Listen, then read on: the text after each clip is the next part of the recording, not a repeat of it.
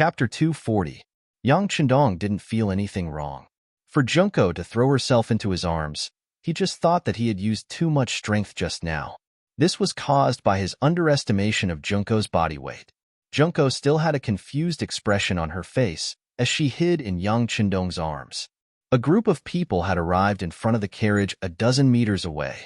When these people saw the corpses on the ground and the smell of blood, they instinctively raised their short swords and spears in their hands. The atmosphere instantly became cold and solemn. "Who are you?" the general leading the group asked in a nervous tone. In his hand, he was holding a fireball that could be fired into the air at any time. As long as the fireball was in the air, this area would quickly be surrounded by the Ming army. At that time, even a mouse would find it difficult to escape. "Who are you? Why don't you greet the Duke of Loyalty? Whose subordinates are you?" Seeing more and more people in the night, Tiger's mane was not afraid at all. On the contrary, he was full of energy and shouted loudly. This shout also caused Junko, who was in the luxurious carriage, to tremble. She couldn't help but put more strength into her hands. Her hands that were holding Yang Chendong's waist tightened even more. "Don't be nervous. Nothing will happen." Feeling Junko's nervousness and fear, Yang Chendong stretched out his right hand and patted her back gently. That magnetic voice was like the sound of nature pouring into Junko's ears, making her feel so warm and so reassuring. From childhood to adulthood, because of her identity, Junko didn't have much contact with the opposite sex. There were even fewer men who could give her a sense of security. It seemed that her father, the emperor, was one of them. Most of the time, he didn't accompany her. Instead, he was always worried about the state affairs, so it became an extravagant hope for her to ask for her father's embrace. Now, lying in Yang Chendong's arms, feeling the strong and clear heartbeat, coupled with the sound that could make people feel at ease, at this moment, Junko actually had a kind of intoxicated feeling. It was just like the old saying, "It's not the wine that gets you drunk, but you get yourself drunk." On the street, Tiger's mane's voice could be heard clearly. The soldiers of the warden's office, who had been somewhat nervous and ready to fight at any moment, quickly dispersed when they heard that the person opposite them was the Duke of Loyalty. The leading general knelt on the ground and said in an excited voice, "I am a subordinate of the 5 cities military division Sun Pyong. Greetings, Duke of Loyalty. Greetings, Duke of Loyalty and Courage." Hundreds of soldiers from the warden's office of the 5 cities followed their general and knelt on the ground, shouting loudly. After defeating Walla twice in a row, the Duke of Loyalty had been given the title of War God in the warden's office of the 5 cities. Everyone respected Yujia. Now that they knew that the one who came was the War God, who would dare to have the thought of using swords and spears? Although there were many people, just the title of the Duke of Loyalty and Courage was enough to make them all kneel on the ground. This scene was seen by Junko, who had already lifted the curtain of the sedan. This scene immediately stimulated the depths of her heart and made her more interested in Yang Chendong. "So it's Sun Pyong's subordinates. You are all on the same side. Get up." Yang Chendong, who was sitting in the carriage, said in a clear voice. Then he said, "Tiger's mane, stay here and deal with the matter here. Find out who attacked me and be sure to give an explanation. The rest of you will follow me back to Yang Village." "Don't worry, Duke." Tiger's mane bowed with his fists clasped. When he raised his head, he gave Yang Chendong a look of understanding. Obviously, he had understood the meaning of the young master. That was, he wanted to use this opportunity to make trouble and teach these people who killed Junko a lesson. "Farewell, Duke of Loyalty and Courage." Hundreds of soldiers of the warden's office of the 5 cities had just gotten up. When they saw that Yang Chendong was about to leave, they immediately knelt on the ground again and said in unison. Under the gaze of the great Ming dynasty soldiers, Yang Chendong's luxurious carriage drove out of the capital under the protection of the 1st Guard and Long Feng. It went straight to the Yang village 15 miles south of the city. When the carriage left the capital, the originally dark carriage suddenly lit up. The lantern in the carriage was lit. Junko also left Yang Chendong's arms with a red face. At this time, she finally had a chance to look around. When she saw that the carriage was so spacious that there was no problem for her to lie down here, she couldn't help but widen her eyes in surprise. As a princess, She had seen more than the average person since she was a child. It was not that she had never seen a spacious carriage, but it was the first time that she had seen such a spacious carriage, especially one that moved so steadily without any bumps. Of course, she didn't know that the bottom of the carriage was installed with a shock absorption system. The wheels were not ordinary wooden wheels, but were replaced with tires. It could be said that for the sake of comfort, many things in the large warehouse were used. This was why it could be so spacious and stable. Of course, there was only one such carriage in the entire Great Ming dynasty. Even the emperor didn't have one. He looked around curiously. After a while, he finally got a general idea of the place. Then, he noticed that Yang Chendong was staring at him. He immediately lowered his head and said embarrassedly, "Sorry, I'm really ignorant.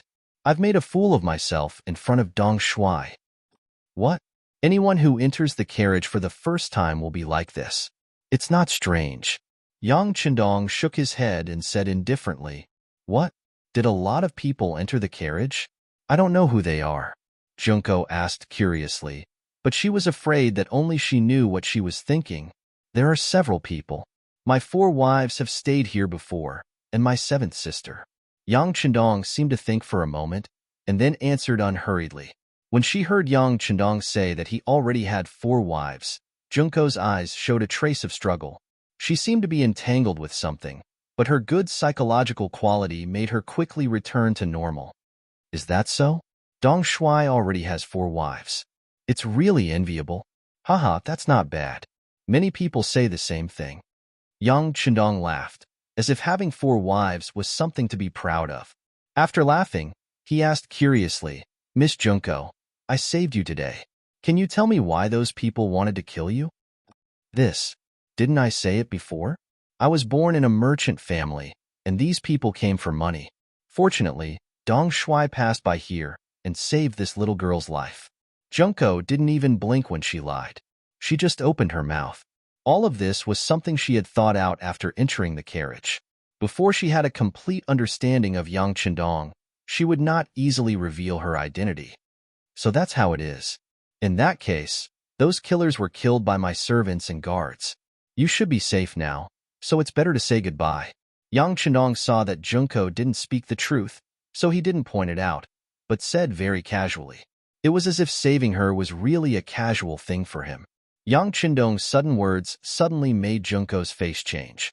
Just a moment ago, she was thinking about how to get out of this carriage and leave Yang Chendong. She didn't believe that a person who could marry 4 wives could ignore her beauty.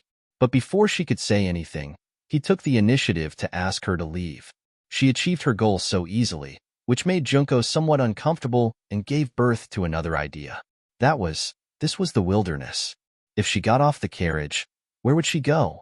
If the killers were following her, they wouldn't be so lucky to meet Yang Chendong. Since it was dangerous to leave here, why not follow Yang Chendong back to the Yang family manor? Although there might be other dangers, it was better than losing one's life. Thinking that Yang Chendong was a loyal duke of the Great Ming dynasty, he shouldn't do things that were difficult for her. Junko instantly made a decision. When she looked at the 6th young master, there was a trace of obvious gentleness in her eyes. "Dong Shuai, this little girl is alone. You can't really leave me here. It's so dark outside. I will be scared. How can you be alone? Don't you have a guard? You can rest assured that I will leave him to protect you." Yang Chendong pretended to be puzzled and said. Hearing that Yang Chendong misunderstood her meaning, Junko was ashamed and angry at his ignorance, but she still continued to explain. "Dong Shuai, Junko didn't mean that. I mean, it's dark outside. I will be scared. It's better to let me rest in the Yang family manor for a night. It won't be too late to continue tomorrow." "Oh, you want to go back to the Yang family manor with me? It's just that my 2 wives are in the manor. I'm afraid it's not easy to explain." Yang Chendong saw that the little white rabbit had entered the wolf's den, and while he was very proud, he pretended to be very embarrassed and said. Hearing that he was comparing her with his wives, Junko was angry. "Who do you think I am to you? Moreover, it was disgraceful to be a concubine as a princess." But thinking that she needed his help, she had to pull a long face and said in a provocative tone, "What's wrong? The elegant and talented Dong Shuai is actually so afraid of his wife?" "Not afraid. Yang Chendong shook his head. It's respect. Forget it.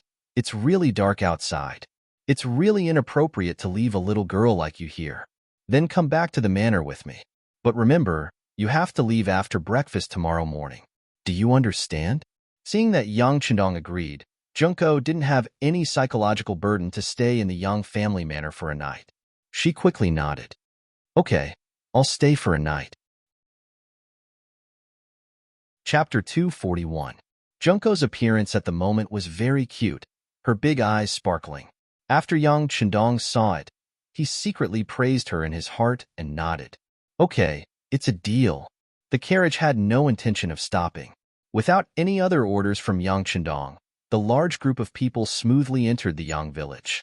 As soon as they entered the village, Yang Chendong took the initiative to get off the carriage. Under the escort of Beta Persei, Yang Wu, and Chiu Vi, they went straight to the inner courtyard. Junko and Kobayashi were arranged to stay in the guest room in the outer courtyard. When Junko arrived at this new place, she was a little curious.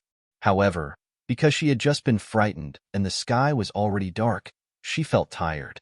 After entering the guest room, she simply washed her face and went to sleep. Soon, she fell asleep.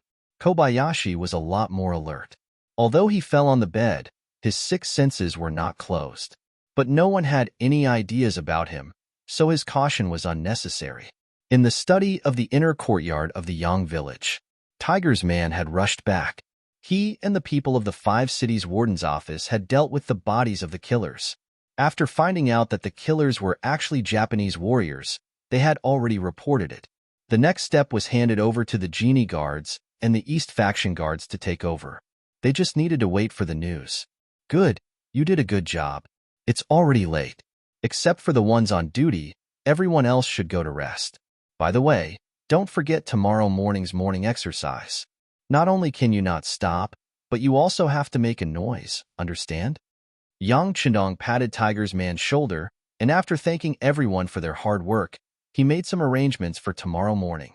After taking care of business, Yang Chendong returned to his bedroom. First Madame Hu Yin and second Madame Xiao Yin were already waiting for him. As soon as he entered the room, the two of them eagerly stepped forward to help him take off his clothes with great enthusiasm. Yang Chendong stood there and enjoyed the service of the beauties. After his coat was taken off, Hu Yan's careful voice sounded in his ear. Roku, I heard that the Japanese girl named Junko was brought back to the village by you, right? Hee, that's right. She was being hunted down tonight. My husband happened to pass by and saved her. Yang Chendong chuckled as he replied. How could he not know what Hu Yin and Xiaoying were thinking? However, now was not the time to explain too much. He wasn't 100% sure how things would develop, and he wouldn't say anything if he wasn't sure.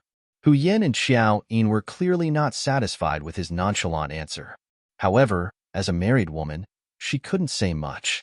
On the day they married Yang Chendong, they were already prepared to share it with others. After all, their husband was too outstanding. Such a person was destined to be extraordinary. Rather than having the time to be jealous here, she might as well take this opportunity to give birth to a child for him. This way, she would have no worries for the rest of her life and would not have to worry about anything. Lu Lang, let us sisters serve you while you rest. After making up their minds, Hu Yin and Xiaoying looked at each other and made a decision. Both of them began to lean toward Yang Chendong. Haha, good, then let's rest together. Yang Chendong was happy to see this. While laughing, he held the two women in his arms and then rolled to the side of the big bed. Compared to Yang Chendong's happy life, Aoki Yuki's was much more miserable. First, when he learned that Princess Junko had appeared in the Great Ming Dynasty, he was nervous and sent his guard, Ikari, to take action with ninjas and samurai. Originally, he thought that he would succeed. But who would have thought that not long ago, Ikari came back and said that he had failed. And this was not the most annoying thing. Then, the people of the embroidered uniform guard came and asked Aoki Yuki to follow them to the yamen on the grounds of assisting in the investigation. Although he had not been in the Great Ming Dynasty for long, he still had some understanding of the yamen of the embroidered uniform guard, which was the imperial court. Of course, Aoki Yuki refused. He even used the reason that he was an envoy of Japan to protest and oppose. If it was in the future, An envoy of a country would never be easily touched. Even if there was conclusive evidence, it would still need to be approved layer by layer. In the end, it was unknown when it would be done. But now, the Great Ming dynasty was still prosperous, and Japan was relatively weak. Of course, Aoki Yuki's protest would have no effect. Under the suppression of several burly embroidered uniform guard, he was quickly taken out, leaving the guard, Akari, who was constantly stomping his feet. It was late at night, and he did not have any better ideas. He could only think about bringing a large sum of money to the officials of the Ministry of Rights at dawn to see how to save his superior. But he did not know that the reason why the embroidered uniform guard acted so quickly was because the matter involved Yang Chendong. The name of the Duke of Loyalty was not only among the common people, but also among the people, the 5 cities' warden's office, and even the embroidered uniform guard. Just a while ago, because they offended this person, many eunuchs were threatened with their lives. Now that this matter was related to him, no one dared to take it lightly. At least, they had to take the suspect into custody first. They could not give the Duke of Loyalty a chance to flip out. As for the Ministry of Rights, needless to say, Hu Yan's grandfather was the minister of the Ministry of Rights. If the people there dared to do anything, it would be a strange thing. Of course, Akari did not know all of this. He was waiting for the arrival of dawn in nervousness and apprehension. After the night, it was dawn. This was a truth that had never changed. When the sun of the new day shone into the room, Junko woke up. But just as she woke up, she saw 2 maidservants serving her in her line of sight. "Miss, get up. Wash up first." Oh. In an unfamiliar environment, Junko, who had no opinion of her own, said obediently. Then, she had the opportunity to enjoy the new toothpaste and toothbrush for the first time. Then, it was the appearance of the soap.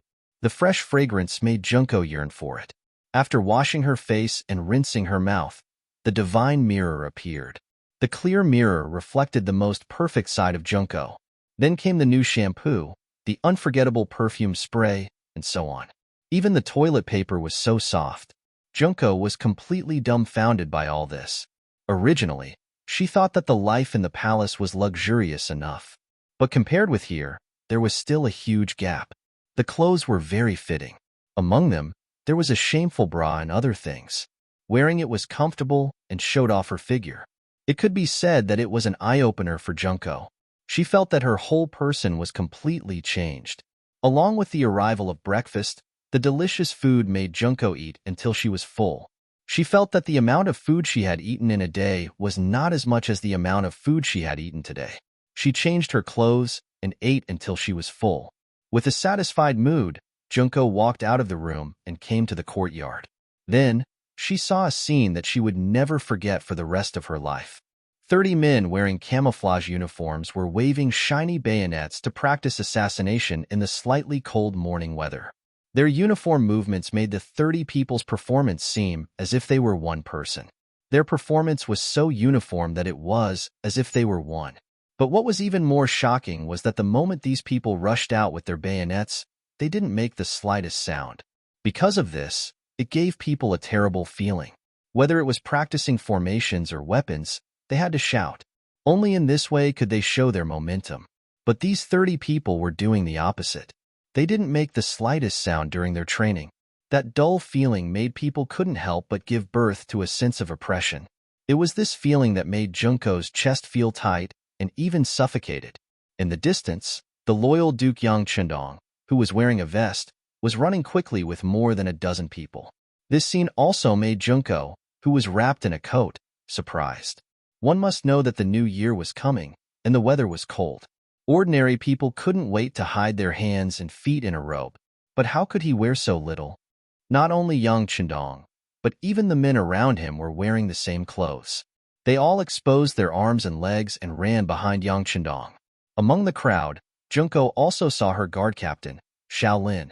Shaolin was also in the team, and he was also wearing thin clothes. Although he didn't expose his arms and legs like Yang Chendong, he was only wearing underwear. More importantly, he was running at the back of the team. Looking at him, he seemed to be panting to the point of exhaustion.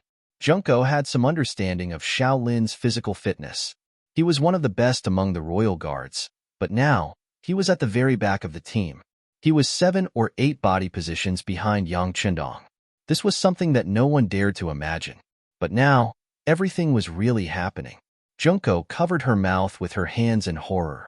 At this moment, she was really shocked. At the same time, Shaolin was also shocked. As a guard of the Japanese imperial family, and one of the best, Shaolin was somewhat conceited. It was difficult for ordinary people to enter his eyes. This proud personality made him walk around the village after waking up in the morning. This behavior was naturally stopped by the patrolling Longfeng. As a warrior, if there was a disagreement, a fight would break out. In a 1-against-2 battle, Shaolin bravely fought the 2 Long brothers. In his opinion, it should be easy for him to defeat his opponents, but it took him half a cup of tea's time to defeat the 2. At this moment, the other Longfeng had already surrounded the place, which attracted the attention of the tallest man beside Yang Chendong, Beta Persei, who also rushed over. In a 1-against-2 battle, Shaolin still won. This made the other Longfeng feel a kind of shame. They all rubbed their hands, wanting to fight to regain their face. Beta Persei, who was better at fighting, saw that Shaolin won because of his strange and flexible movements. This might be the advantage of ninjas, that young master said. Chapter 242. His nimble movements often prevented the Longfeng's close-range attacks from touching him. How were they going to fight this battle? Of course, this did not mean that the Longfeng would not be Shaolin's opponent in a real fight. If they fought with their lives on the line, as long as one of them kept the opponent occupied, they could still create an opportunity for the other comrade to kill. Not to mention, when they fought with their lives on the line, would Shaolin be able to pass through the rain of bullets and reach Longfeng? But no matter what, Shaolin had won. Beta Persei took a big step forward. You're not bad, but I don't know if you dare to fight me. Of course, you've just fought and wasted some energy. To be fair, how about I let you use my left hand? Beta Persei stood up and offered to use his left hand to fight Shaolin. This was an insult to a samurai. Shaolin would not back down. For the sake of a samurai's dignity, he readily agreed. The surrounding Longfeng quickly moved aside, creating a large circle for the 2 of them to fight. When the 2 of them stood still, Shaolin made his move. He took a step forward and appeared behind Beta Persei. Then, he threw a 1-inch punch at Beta Persei's waist. The speed of this attack was several times faster than when he was fighting against Cold Edge. This time, the other Cold Edge members who were watching the show sucked in a breath of cold air. At this moment, everyone realized that Shaolin had not used his full strength.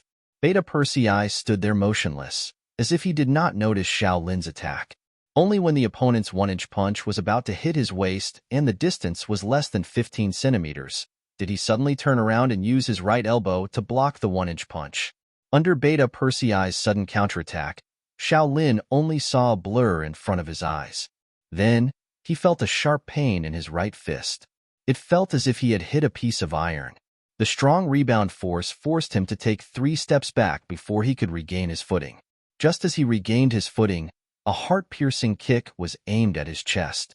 Instinctively, Shaolin stretched out his fists to block, but his expression changed drastically upon contact. The power of this kick was so great that Shaolin couldn't block it even after using all of his strength. After being kicked, he flew backward until he flew for about 7 or 8 steps before landing on the ground with a loud crash. With just an elbow and a kick, Shaolin was sent sprawling on the ground. This scene naturally caused the other Longfeng members to cheer loudly. Shaolin, who had been knocked to the ground, endured the pain from his arm and slowly stood up. You're just relying on your tall stature and strength. If we're competing in patience, you're definitely no match for me. You want to compete in endurance? Then why don't we run? I think this is a way to show off our endurance, right? A voice that wasn't very loud, but just loud enough for everyone present to hear clearly rang out. Listening to the voice, everyone saw Yang Chendong, who was wearing a vest and shorts, walking over with Tiger's Mane, Yang Si, Yang Wu, Yang Lu, Chiu Vi, and other members of the first guard team. Hello, young master. As soon as Yang Chendong appeared, all the Longfeng members stepped forward to greet him, and they all stood up straight, looking very energetic. Good morning, everyone. Yang Chendong said to everyone with a smile, then walked to Xiao Lin's side. If you want to compete in endurance, this young master is going to run now. You can try to keep up with me. As long as you can surpass us, it proves that you are stronger. How about it? Hearing that there is going to be a running competition, and it was Loyal Gong who took the initiative to mention it, Xiao Lin was immediately overjoyed. In the past, when ninja training, the requirements for speed are very strict, and there are also extremely strict requirements for endurance, so running is also a common thing. Now that someone is competing with him in this direction, he won't be polite. He immediately agreed. Okay, I hope that Loyal Gong won't act shamelessly when you lose. Don't act shamelessly. Remember, if you really lose, you have to admit your shortcomings. Ha ha ha. Yang Chendong, who looked up to the sky and laughed, said to Xiao Lin. Then he took big strides and began his morning run. Except for Long Feng, who needs to train assassination, the other brothers followed Yang Chendong and began to run all the way. It's not accurate to say that they are running. It's far less specific than running. Because there was no intention of slowing down from the beginning, Yang Chendong, who took the lead, took big strides and accelerated his speed. Xiao Lin is indeed a little uncomfortable with Yang Chendong's running method, but he is not afraid. In his view, this is just Loyal Gong trying to show off, trying to pull away from him and make him completely lose confidence. And as long as he can keep up with the other party's pace and rhythm, the other party will be powerless in the later stage, and at that time, it will be time for him to overtake. With this thought and confidence, Xiao Lin also shook off his arms and took big strides to keep up. And this time, he ran a full 6 laps. Each lap is 400 meters, and 6 laps is a distance of nearly 5 miles.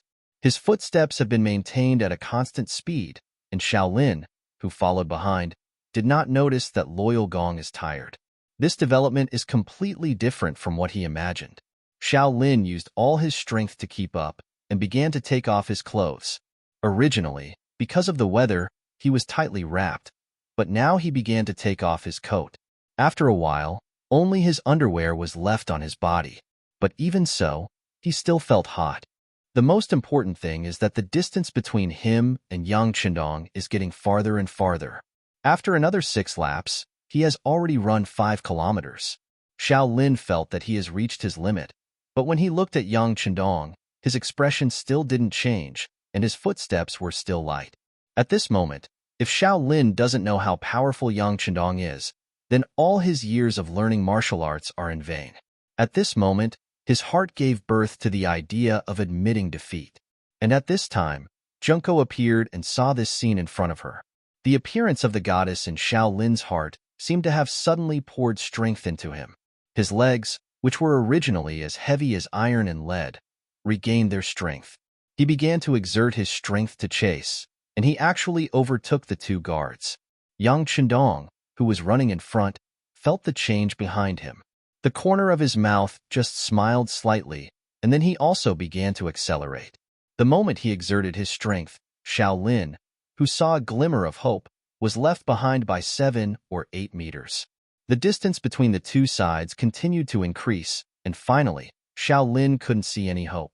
At this moment, he knew that he was defeated, completely defeated. When a person's heart has no hope and fighting spirit, sleepiness and fatigue will all surge into the body. Xiao Lin, who felt that his feet were getting heavier and heavier, finally insisted on running half a lap, and finally fell to the ground with a plop, unable to stand up. After Xiao Lin fell, a guard quickly came forward and helped him up. Then, a big bowl of steaming meat soup was sent to his mouth, and he was poured into his mouth.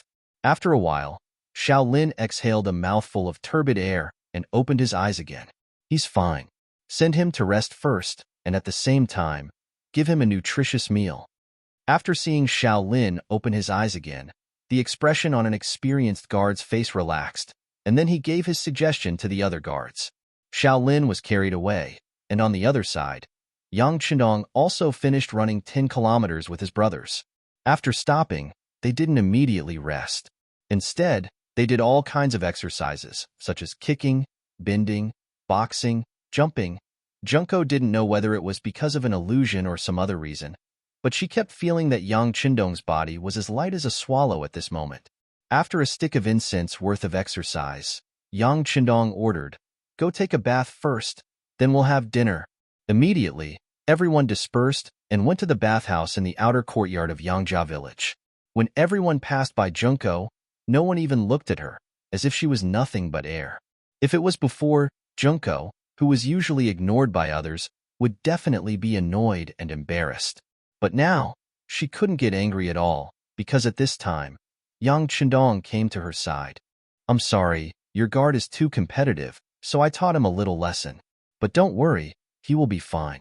After this training, he will only become stronger. By the way, I'm also sweaty, so I need to take a bath first. Do you want to join me? When he said the last sentence, Yang Qindong's eyes had a trace of a naughty smile. Junko, who was teased by his words, immediately blushed and quickly lowered her head. After a long time, she said, Who wants to take a bath with you? After saying this, when she looked up, she found that Yang Qindong had already disappeared, only leaving a heavy masculine scent in the air. But for some reason, Junko didn't feel a trace of disgust, and the appearance of Yang Qindong's strong body when he was running just now flashed in her mind. In just one morning, she had seen too many things that she had never seen before. Not to mention the countless strange things, even her guard captain, Kobayashi, was called a weakling by Yang Qindong's words. All of this subverted Junko's previous understanding, making her curious about the Yangjia village. I'm going to stay here and see what secrets there are. It was as if he had made a big decision and found a reasonable excuse for himself to stay. After stomping her feet, Junko turned and walked into the courtyard. When Junko came here, all the people who had just been training had changed into new clothes and were eating meat and drinking soup. The fragrance was overflowing, making Junko, who had just eaten breakfast, unconsciously felt hungry again. But after all, she was a girl, and she paid great attention to her figure, so this gluttonous person didn't do anything to her. And it was in this crowd that she saw Yang Qindong, who had changed into a green robe. She saw him eating meat and drinking soup with his subordinates. Chapter 243. This was also one of Yang Qindong's habits. Unless there was a major event, he would do his morning exercise as usual and eat with his brothers afterwards. This was an opportunity to improve everyone's relationship. How could he waste it? The dignified Duke of the great Ming dynasty actually dined with his servants. How incredible was this in Junko's eyes? At least in her impression, when her father ate, except for major festivals, her mother would sometimes sit with him and accompany him. Generally, he ate alone, which seemed to show his noble status. But when it came to Yang Qindong, everything seemed to have changed. But they seemed to be getting along so well.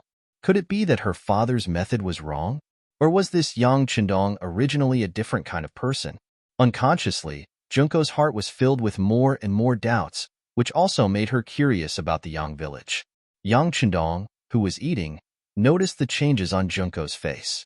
Looking at her frowning, gently nodding, and shaking her head, he felt that she was so cute.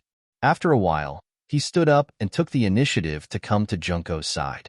Miss Junko, I have allowed you to stay here for one night. Now it's already dawn. You should go and see your guards. If there is no problem, it's time for you to leave. Oh, then I'll go and see little Lin Kuan. She didn't know why, but the closer she was to Yang Qindong, the faster her heart beat. She couldn't figure out the reason, so she turned around in a panic and went straight to the place where little Lin was resting. In little Lin's room, after eating a lot of delicious food, his body was gradually recovering. When he heard the door open and saw Junko appear, little Lin struggled to sit up from the bed. Princess, you are too tired. Don't get up, just lie down. Junko hurriedly came to the bed and sat down on the chair beside little Lin's bed. Princess, I'm fine. It's just that I ran too fast, so I'm tired. I'll be fine after a rest. By the way, when are we leaving here? Little Lin was afraid that the goddess would look down on him, so he tried to show off. Junko didn't answer little Lin's question, but asked, Little Lin Kuan, can you tell me your impression of the Yang village? Imprint? Xiao Lin seemed to be seriously considering this question for the first time. He pondered for a moment before answering. Princess, Yang village is very mysterious. The people here are also very strong. Their training methods are also very unique. Very powerful? Junko seemed to have caught the key point and asked, "How powerful? Compared to my imperial father's guards?" This, Shaolin scratched his head. "I don't know since we haven't competed, but it seems that the people here are stronger." "What? Are they more powerful than father's guards?" Junko asked in shock. She had never practiced martial arts before, so she didn't know much about it. But since it was Shaolin who said it, it shouldn't be wrong. After all, taking the initiative to slap their own face was not something that a warrior was willing to do. However, he still admitted it. That could only mean one thing, and that was that the people from the Yang village were really strong. How are they compared to Ashikaga Yoshimasa's guards? Junko continued to ask. This was the main point she wanted to know. Compared to the general's guards? They must be stronger. Shaolin seriously thought for a moment and then gave a rough answer. As if to increase his persuasiveness, he added, "The people here use advanced firearms that can fire continuously. This is something that the general doesn't have. If they really fight, I'm afraid that he will suffer a great loss." "So powerful," Junko exclaimed again. This time, there was a trace of joy on her face. If everything was as Shaolin said, then once she drew Yang Chendong to her side, it was equivalent to having the strength to deal with the general. In that case, her imperial father wouldn't be so threatened. At this moment, Junko made a decision in her heart. That was to subdue Yang Chendong and make him work for her. If this was the case, her trip to the great Ming dynasty would be worthwhile. "Shaolin Kuan, your body is still very weak. How about this? You stay here for 2 days. I will explain it to Dong Shuai." Since he wanted to stay, he needed a valid reason. Shaolin's physical condition was the best excuse he could come up with. "No, Princess, Shaolin can continue to walk without rest. I can also protect Princess's safety." Shaolin didn't understand these things. He just didn't want to admit defeat. "Enough." Junko suddenly stopped Shaolin. "I said that your body is weak and you need to rest. Are you going to disobey my order?" Shaolin was caught off guard by the sudden change in the princess, who had a gentle expression on her face just a moment ago. But the education he received since childhood made him instinctively agree. This lowly one doesn't dare to disobey princess's order. "Very good, since that's the case, do as I say." Seeing Shaolin yield, Junko's face reappeared with satisfaction. Then she walked out of the room and went out of the courtyard to look for Yang Chendong. At this time, Yang Chendong had already eaten breakfast and was in his study looking at the various materials sent by the Intelligence Bureau. Hu Yin and Xiaoyin were attending to him on his left and right. The three of them were chatting and laughing, and it was truly a scene full of spring. But in this kind of atmosphere, Tiger's Mane suddenly knocked on the door and said, "Young master, Miss Junko wants to see you." "She hasn't left yet? Well, let her come in." Yang Chenong was well aware of this, but his face showed a puzzled expression, as if he was surprised by this result. On the other hand, Hu Yin and Xiaoyin couldn't help but look at him, but then they smiled like flowers. They didn't have the slightest intention to be angry. After Tiger's Mane got approval, he led Junko into the study. As she entered, the 6 eyes of the 3 women unconsciously collided with each other. This was the first time the 3 women met. Their eyes seemed ordinary, but in fact, they were filled with jealousy. Speaking of which, the 3 women were extremely beautiful women. It could be said that each of them had their own merits. Hu Yin was beautiful, Xiaoyin was full of charm, and Junko was cute and moving. Any man who could have one of them was already a blessing that he had done countless good deeds in his previous life. But when the 3 women were together with the same man, it was really like the old saying, the most difficult thing to bear was the beauty's favor.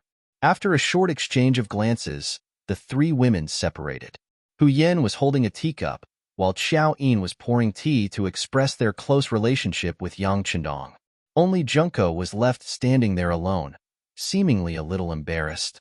With Junko's identity and the treatment she had received before, she should turn around and leave at this moment. She was the dream lover of many men. Why would she need to fight with other women for a man? But when she thought of all the things she had seen in Yang Village, she finally gave in. She would never forget the words her father said to her when she left Japan, and the eager look in his eyes. How did he promise that he would help his father find a powerful ally? And now, the ally was standing in front of her. If she gave up because of her personality, it would be too stupid. For the sake of her goal and to not disappoint her father, Junko suppressed some of her anger and said to young Chandong with a smile, "Dong Shuai, this little girl came to tell you that because the bodyguard's body is too weak, I want to stay for 2 more days. Please help me." On the way here, Junko was thinking about what kind of good words to say to make young Chandong let her stay. For this, she had indeed thought of some words to say. But the moment she saw Hu Yin and Xiao Yin, she rejected all of her ideas and took the most direct way. If Yang Chandong was willing to let her stay, it meant that she still had some place in his heart. What she wanted to do next was equivalent to seeing hope. On the other hand, there was no need to say anything. Even if she forced him to stay, it would be difficult to achieve her goal. Wasn't the directness of her words a test of Junko's? She wanted to see what Yang Chandong's true attitude towards her was. Junko's straightforwardness made Yang Chandong, who was sitting behind the desk, feel a little surprised. He had already guessed that since Junko appeared, she would not leave so easily. She would even find all kinds of excuses to stay and ask for help, but he did not expect her to be so direct. This was beyond his expectations. Fortunately, the other party's goal was still the same. They just wanted to stay. This was in line with some of his thoughts. Since she was so straightforward as a girl, there was no need for him to refuse. He immediately nodded and said, "Okay, if that's the case, you can stay for 2 more days." Yang Chandong agreed so readily. When Junko heard it, her face lit up. She did not say any more words of thanks after achieving her goal. She turned around and walked out of the study, leaving Hu Yin and Xiaoyin behind. They seemed a little unhappy. Yang Chandong naturally did not explain too much about why he let Junko stay, what kind of identity she had, and how she would help him in the future. There were many things that he would not say casually before doing it. Otherwise, if Hu Yin and Xiaoyin heard it, they would think that he had lost his mind. Hee, it's going to be the new year soon. Come, let's discuss what we should prepare for the new year. Yang Chandong laughed and hugged Hu Yin and Xiaoyin, using practical actions to divert the 2 women's attention. This move was really good. Soon, the 2 women's attention was diverted from the matter of Junko staying. They began to talk about the new year. Chapter 244. It was 1450 AD. The spring festival bell rang and the new year arrived. The Yang family manor was more than twice as lively as last year. The 4 madams gathered around Yang Chandong and smiled happily. The servants, guards, and guards of the Yang family all received recognition from the 6th young master's performance, making them overjoyed. The servants of the manor, Immortal Abode, Heavens Beyond, Yang Bao, and the staff of the Yang family bank all received a big red packet, at least 5 taels of silver. There was no cap on the red packet, making everyone smile. There was a saying, if you have money, you can celebrate the new year every day. Everyone received benefits. Naturally, everyone was amazed by the benefits of the 6th young master, and their hearts became firmer. The first day of the new year passed happily. On the second day of the new year, Yang Chandong sat in a luxurious carriage and began to visit the capital. For example, the brothers and sisters of the Yang family, the Hu family, and some ministers who were on good terms with Yang Chandong had to visit once. Although he was now the Duke of Loyalty and Courage, he was only 20 years old. During such a festive time like the New Year, of course he couldn't put on airs. As a junior, he visited people to build relationships and increase friendships. He was very busy. Because there were too many people who needed to maintain relationships with him, even the eunuchs like Jining in the palace also needed to send a congratulatory gift. This didn't mean that he was afraid of anyone. He just didn't want to give the other party an excuse to find trouble with him. And he was busy until the 7th day of the new year. This was also the day of the opening of the Yang Family Academy. Before the new year, He Yuan and the others who came to find trouble with him were so embarrassed that they couldn't show their faces. In particular, the poem The History of Lion Eating Sure was even more amazing. What was worth mentioning was that Yang Chandong actually took the initiative to go to the He residence to find He Yuan during the New Year's visit. He gave He Yuan the draft of The History of Lion Eating Sure that he wrote himself. That day, he had said that if He Yuan did not lower his head and admit his mistake, the manuscript of The History of Lion Eating Sure would not be published. But in reality, Yang Chandong didn't do that. With the idea that it was better to squash enmity than keep it alive, he took the initiative to visit He Yuan, giving him enough face. This was what it meant to be a good person. Taking advantage of the New Year period, he abandoned his status as a duke and came as a junior. No matter what he did, no one would say anything. Yang Qindong's way of doing things naturally made He Yuan endlessly grateful. Now that there was a way out, how could he not take it? Not to mention, he had been troubled by this matter these days.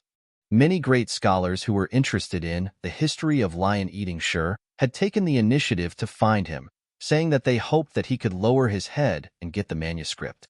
This was another characteristic of literati. Once they encountered a good article, they would definitely want to read it. Otherwise, they would not be able to eat or sleep well. Among these great scholars, some of their identities were not ordinary. In terms of qualifications, they were comparable to He Yuan. This was really difficult for He Yuan, because he really couldn't lower his head and ask for advice from a young boy. When he was troubled, there was no lively event in the He residence this year during the new year.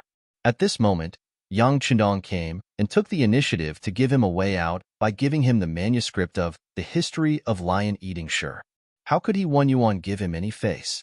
He personally went out of the door and welcomed Yang Qindong into the main hall with a hearty laugh. This was a handshake and peace. After settling He Yuan, the enrollment of the Yang Family Academy was not so stressful, and the preliminary enrollment was completed in just a few days. Not to mention, Yang Qindong was really famous. Originally, he only needed to recruit 50 people, but the number of people who signed up had reached 500. He had no choice but to get them into the academy first, and then select the suitable candidates after the assessment. On the 7th day of the new year, the entrance of the Yang Family Academy, next to the Yang Family Manor, could be said to be very lively. More than 500 young people stood in groups of 2s and 3s on the spacious square. Among them were young master nobles and young masters who wore silk and satin. There were also some poor people who wore cotton clothes and even had patches on their clothes. The snow began to fall on the 4th day of the new year, and it continued to fall sparsely until last night. 3 consecutive days of heavy snow turned the Yang Family Manor into a white ocean. The branches, roads, and roofs were all covered with a thick layer of snow. Groups of people waiting outside the Yang Family Academy could not help but sigh at the omen of a bountiful year. They all said that today would be a good year, with good weather and a good harvest. At 8 in the morning, when the number of people gathered outside the manor had exceeded 2,000, the Yang Family Manor's gate opened from the inside. A group of mercenaries in camouflage walked out. Behind them was Yang Qindong in a green robe. His steps were steady, and his face was filled with a very amiable smile. Under the protection of Tiger's mane on the left and Beta Persei on the right, he came forward. The appearance of Yang Qindong made the noisy crowd quickly quiet down. He had this kind of magic. No matter where he appeared, he would always quickly become the focus of attention. At this point, although the contact time was not long, Junko, who was behind Yang Qindong in the crowd, seemed to be used to it. In about half a cup of tea's time, Yang Qindong and his group arrived at the gate of the Yang Family Academy, which made the atmosphere even quieter.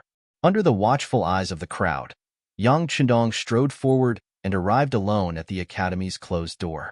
Looking at the door with festive couplets pasted on it, Yang Qindong stood still and turned around abruptly, looking at the crowd of outsiders. "Thank you for supporting me so much, and thank you for coming to support me. Later, no matter who it is, whether or not you are selected as a student of the academy, there will be a small gift for you." "Yes, young master." Tiger's mane, who was called, nodded in agreement, then turned back and raised his palms and clapped 3 times. After 3 claps, 4 strong men came out of the Yang Family Manor's team. They put the boxes in their hands on the ground and opened them. Suddenly, a burst of silver light shone directly into everyone's eyes. 2 boxes, a total of 10,000 taels of silver. This was the small gift Yang Qindong talked about.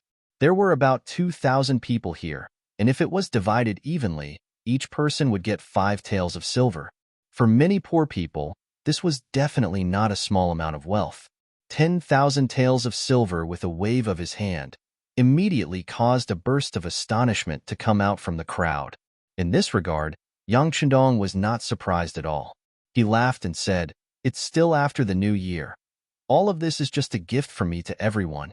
Of course, you can choose not to accept it, but I will never take back what I have given out. If someone doesn't want it, then the others can just divide it. Duke is righteous. Someone in the crowd took the lead and shouted with a sharp voice. Suddenly, this voice attracted countless people to follow and flatter. Ha ha ha. With a forthright laugh, Yang Chendong waved his hand, and 10,000 taels of silver were poured out from the wooden box and poured on the ground, piling up a small silver mountain. Each silver was 5 taels of silver, and there were 2,000 taels of silver. It was quite a large scale. With such a gift in hand, the atmosphere at the scene immediately became much more lively. Even Junko, who was in the crowd, couldn't help but blink when she saw this scene. Obviously, her heart was throbbing at this moment. Since she was young, she had learned Han culture under the guidance of others, so she understood the great Ming dynasty better than the average person. Naturally, she knew that 5 taels of silver per person could help an ordinary person a lot and could buy a lot of good things. 10,000 taels of silver, there were not many people in the entire great Ming dynasty who could do this. For the officials, there were even fewer people who dared to take out such a thing in public. Yang Chendong was one of the exceptions, but anyone who knew him didn't know how much his ability to make money was, and this thing was just a drizzle. He Wan Yuan and the others in the crowd were also shocked by the scene of Yang Chendong's attack. It was just that, after all, they were officials of the imperial court. As long as they wanted to use the power in their hands, they never lacked money, not to mention that he only had 5 taels of silver in his hands, so they wouldn't be moved by him. On the contrary, they were more interested in Yang Chendong's literary talent and knowledge. After being shocked by the history of lion-eating sure that day, they had been thinking about whether there was any good work that could be written by Yang Chendong, so that they could learn and experience it. With such a thought, He Wan Yuan stepped out of the crowd, wearing a thick and warm cotton robe, slowly raised his hands, cupped his fist and said, Duke Zhongdan, today is a festive day. I don't know if there is any good work for us to admire and learn from. He Wan Yuan asked for a poem. He didn't come to undermine him, but to repay him. Yang Chendong took the initiative to come to give him a New Year's greeting and the manuscript of History of Lion-Eating Sure, so he finally had a way out and didn't have to be forced by other people. Because of this, it was necessary to come this time to support the opening of the academy, and asking for a poem was the most common way for scholars to communicate with each other. Just by using the words admire and learn, he had already raised Yang Chendong's position very high. I don't dare. Yang Chendong was gratified by He Wan Yuan's reciprocation, but his mouth was very polite and his face was extremely humble. The so-called good poem needs the accumulation of inspiration and knowledge. How can I compare with Sir He in this aspect? I'm ashamed. Ah, Duke Zhongdan, why are you so polite? I know that with your talent, it is not a problem to write a poem. Besides, today is a good day for the opening of the Yang Academy. As the first teacher, writing a poem is something that should be done. He Wan Yuan laughed, and his tone was full of relaxation. He was also telling Yang Chendong that on such a good day, how could there only be money and not good poems? Wasn't this a disrespect to scholars? Chapter 245. Of course, on the other hand, it could also be said that He Wan Yuan was creating more opportunities for Yang Chendong to become famous. This time, in order to open the academy, Yang Chendong had spent a lot of money to invite some great scholars. Although they were rejected everywhere, there were still people who agreed to come to the Yang family's academy to be teachers for money and a better life. However, there would always be differences between teachers. For example, Yang Chendong himself considered himself to be the chief teacher. Even if he was the chief teacher, how could he not perform at all in such a situation? That's right. Many others chimed in at this moment. Some of them might be looking for a lively scene, while others wanted to see Yang Chendong make a fool of himself. Of course, there were also some who wanted to listen to a good article that could shake the ancients and dazzle the contemporaries to comfort themselves. With so many people chiming in just a short while, the 2,000 people in the crowd spoke out in unison, all of them requesting Yang Chendong, the chief teacher cum dean, to come up with a new poem to boost their prestige. With so many people having such a request, Yang Chendong knew that he had to come up with something. In fact, he really wanted to show off his skills. Because he had refuted He Wanyuan and the others before, he had made a name that he was not to be trifled with. But in fact, among the scholars, there were still many who looked down on him. They always thought that a young boy would not have much real talent and strength. The so-called academy was just a way to gain fame. In response to these discussions, the Security Bureau reported many people, but Yang Chendong did not intend to make a fuss about it. This was not because he was broad-minded, but because he knew that the most difficult thing for a person to change was their attitude and perception. Even if he took action to deal with one or two people, it would not have any effect on the overall situation. Since that was the case, it was better to just let it be and let time and facts make the final decision. However, in the process, Yang Chendong would continue to work hard to change the mentality of the people of the Great Ming Dynasty, the way they looked at things, and the way they did things. The premise to accomplish all this was to ensure that he himself was the strongest. Good poetry was also a kind of weapon. It was a sharp weapon that was specifically targeted at scholars. It made them feel ashamed of their inferiority and slowly gained their recognition. Now that the Yang Chendong Academy was about to open for business, He Wanyuan and the others had the same idea. Yang Chendong decided to satisfy them. In his mind, he began to flip through the famous poems that he had read in his previous life. When he saw the pure white snow around him, he nodded lightly and had a thought. Speaking of the grandeur of a poem that was about snow, it had to be the great man's Spring in Qin Garden, Snow. Yang Chendong's heart was filled with gratitude for the legacy left to him by the great man of his generation. He gently lifted his green robe, looked up at the sky, and concentrated his qi in his dantian. He then said with a powerful voice, "Young family village, Snow." The scenery of the northern kingdom was magnificent. Thousands of miles were covered in ice, and tens of thousands of miles of snow fluttered about. Looking inside and outside the Great Wall, there was only the boundless expanse of the great river. The mountain dances like a silver snake, the plains like a wax elephant, wanting to compete with the Heaven Duke. Su Qing was dressed in red and white, looking exceptionally enchanting.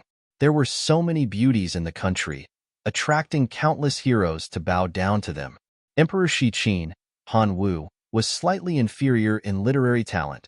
Tang Sect, Song Zhu, was slightly inferior in style. Genghis Khan, the heavenly son of a generation, only knew how to shoot a big eagle with a bow. The past is the past. Counting the heroes, it depends on the present. The clear voice was still resounding between heaven and earth, but at this moment, the noisy crowd had already become silent. Everyone was silent at this moment. Anyone who knew a little about poetry could feel the grandeur of the poem, Young Family Village, Snow, and the courage of the ambition. Even those who didn't know about poetry were shocked by the powerful momentum of Yang Chendong's recitation. They didn't dare to make a sound. Junko was also in the crowd. With her understanding of Chinese, she could naturally understand the poem, Young Family Village, Snow. Because she understood it, she was very surprised. She couldn't imagine that such a sentimental and majestic poem would come from the mouth of Yang Chendong, who was only 20 years old. In the front row of the crowd, He Wanyuan and other great scholars' representatives were trembling with excitement at this moment. They knew more about poetry than others. Because of this, they could understand the role and meaning of this poem in the first place. If the previous history of the lion eating the Shi family was a work of trickery and was created with enough understanding of Chinese characters, then Young Family Village, Snow, showed a kind of broad feeling and a kind of lofty ambition. The past is the past. Counting the heroes, it depends on the three words, the past is the past in the present. The words were full of endless meaning, and it was a wonderful finishing touch. The history of the feudal society in China was briefly mentioned, and it turned to the present era of the poet, pointing out the theme of counting the heroes, it depends on the present era. The present era was a new era, and the new era needed new heroes to lead it. The heroes of the present era lived up to the mission of history and surpassed the heroes in history. They had more outstanding talents and would create unprecedented great achievements. This was the poet's firm self-confidence and great ambition. This conclusion, which shocked the ages, made a declaration that surpassed history and expressed the ambition to change the world. At that moment, he thought for thousands of years. At that moment, he saw the future. At that moment, he was full of lofty sentiments. At that moment, he looked down on the past and present. The entire poem reflected a kind of broad-mindedness and arrogance. Every sentence carried an extremely deep meaning. Once one carefully pondered over it, every word was like a jewel, and every sentence was full of fine sentences. At this moment, He Yuan was completely convinced. The poem, Young Family Village, Snow, had completely conquered him. Convinced, he was the first to applaud. Good. Good poem. Good poem. Good mood. Good mind. Loyal and courageous. Your talent is admirable. He even said the word admirable. It could be seen that at this time, He Yuan was really impressed by Yang Qindong's talent. With him as an example, the other literati also nodded their heads and congratulated Yang Qindong with their fists clasped in front of him.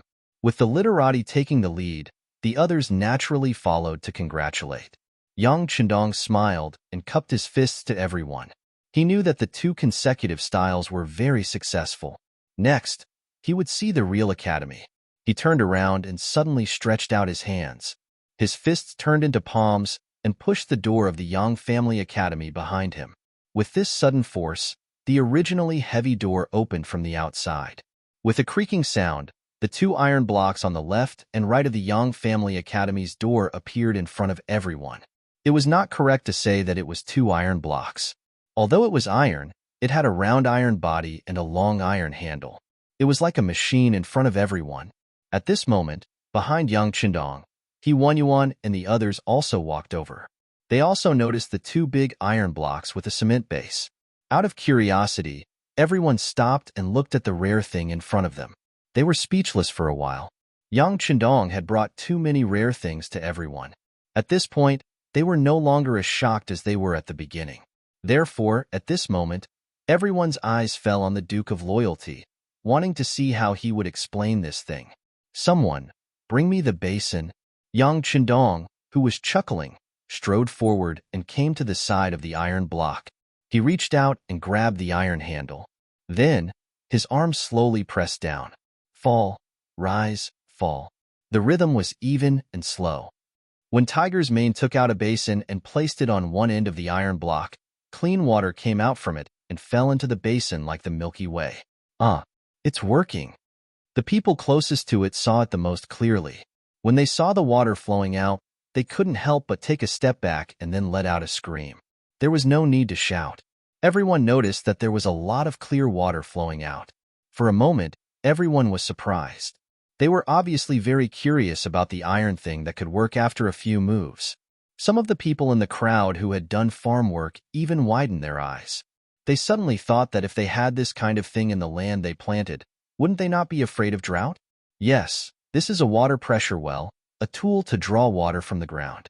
The water pressure well is a tool to draw underground water to the ground. It is made of cast iron and the bottom is a cement-like block. The head of the well is the water outlet. The back of the well is thick and thin. The tail is a pressure handle connected to the heart of the well.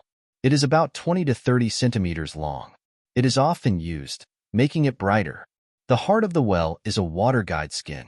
It is the force of this water guide skin and the heart of the well that draws the underground water up. The principle is not complicated. It's just that because of the backwardness of science and technology, no one has studied physics.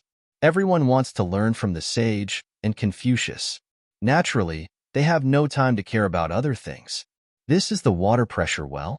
It can draw underground water up to a few meters deep, or even a dozen meters deep, to the ground through this method. With such a thing, people don't need to go to the river or the well to draw water in the future. They only need to install such a thing in the small courtyard to solve the problem of drinking water. When this thing is placed in the field, the problem of drought will be solved. Looking at the eyes focused on him, Yang Qindong's words were powerful and resonating, shaking the eardrums of everyone present. Is it really so magical? Quick, who is going to try the other one and see if it can really draw water? He Yuan was also shocked by Yang Qindong's introduction. He remembered that there was a well in his courtyard. Usually, water was taken from there. However, there would often be dirty things falling on it. For the sake of cleanliness, It naturally needed someone to take care of it. However, there was no guarantee that the water was clean. But now, there was such a thing that could make water appear on the spot. It was really convenient and much more hygienic. When Yuan shouted, someone had already walked over. He reached out and pressed the iron handle of the water pressure well. After more than 10 times, water began to flow out of the iron mouth. Some people couldn't help but curiously go forward to have a taste. They immediately shouted excitedly, "So cool, so sweet." Chapter 246. Quick, let's go and have a taste. Hearing this, the crowd immediately became restless. Then, one by one, they crowded forward, wanting to try this new thing. Even young Chendong was pushed to the side because there were too many people rushing up. The attraction of the 2 pressurized water wells was beyond young Chendong's expectations. After all, water was an indispensable part of the human body, so it was easier to arouse people's concern. After a full hour, the crowd's interest in the pressurized water wells was not as great. In the courtyard of the Yang Family Academy, 10 tables had already been set up. Because there were too many people, this was for the preliminary examination. The 500 people would be reduced to at least 4/5, which meant that only 100 people would be left. Even if it was 100 people, perhaps only half of them would be left. The 1-to-5 ratio in the preliminary examination made many people eager to try, thinking about how to enter the academy. One had to know that once one entered this place, not only would no one collect tuition fees, on the contrary, they would also take care of your 3 meals a day. For some poor people, they could learn knowledge without spending any money. It was a good thing that they could not ask for. The so-called preliminary examination was actually just filling in a form. For those who were illiterate, there would be someone who would explain it to them. In the end, they just had to act according to what they thought. The whole process of filling in the form was not complicated. In just 2 hours, the work of more than 500 people was completed. Next was the tour of the Yang Family Academy. The spacious and bright classroom, the new tables and chairs, as well as the erasable blackboard and chalk, once again became the focus of everyone's eyes. The tour lasted all the way until noon. Only then did people leave in 2s and 3s. Yang Chendong had already said that the results would be announced in 2 days. Who could enter the Yang Family Academy to study would be announced at that time. More than 2,000 people left with a satisfied expression. For many people, there was no need for this trip today. After hearing such a majestic poem and seeing many new things, it was enough for them to brag and show off to others. Yuan also left.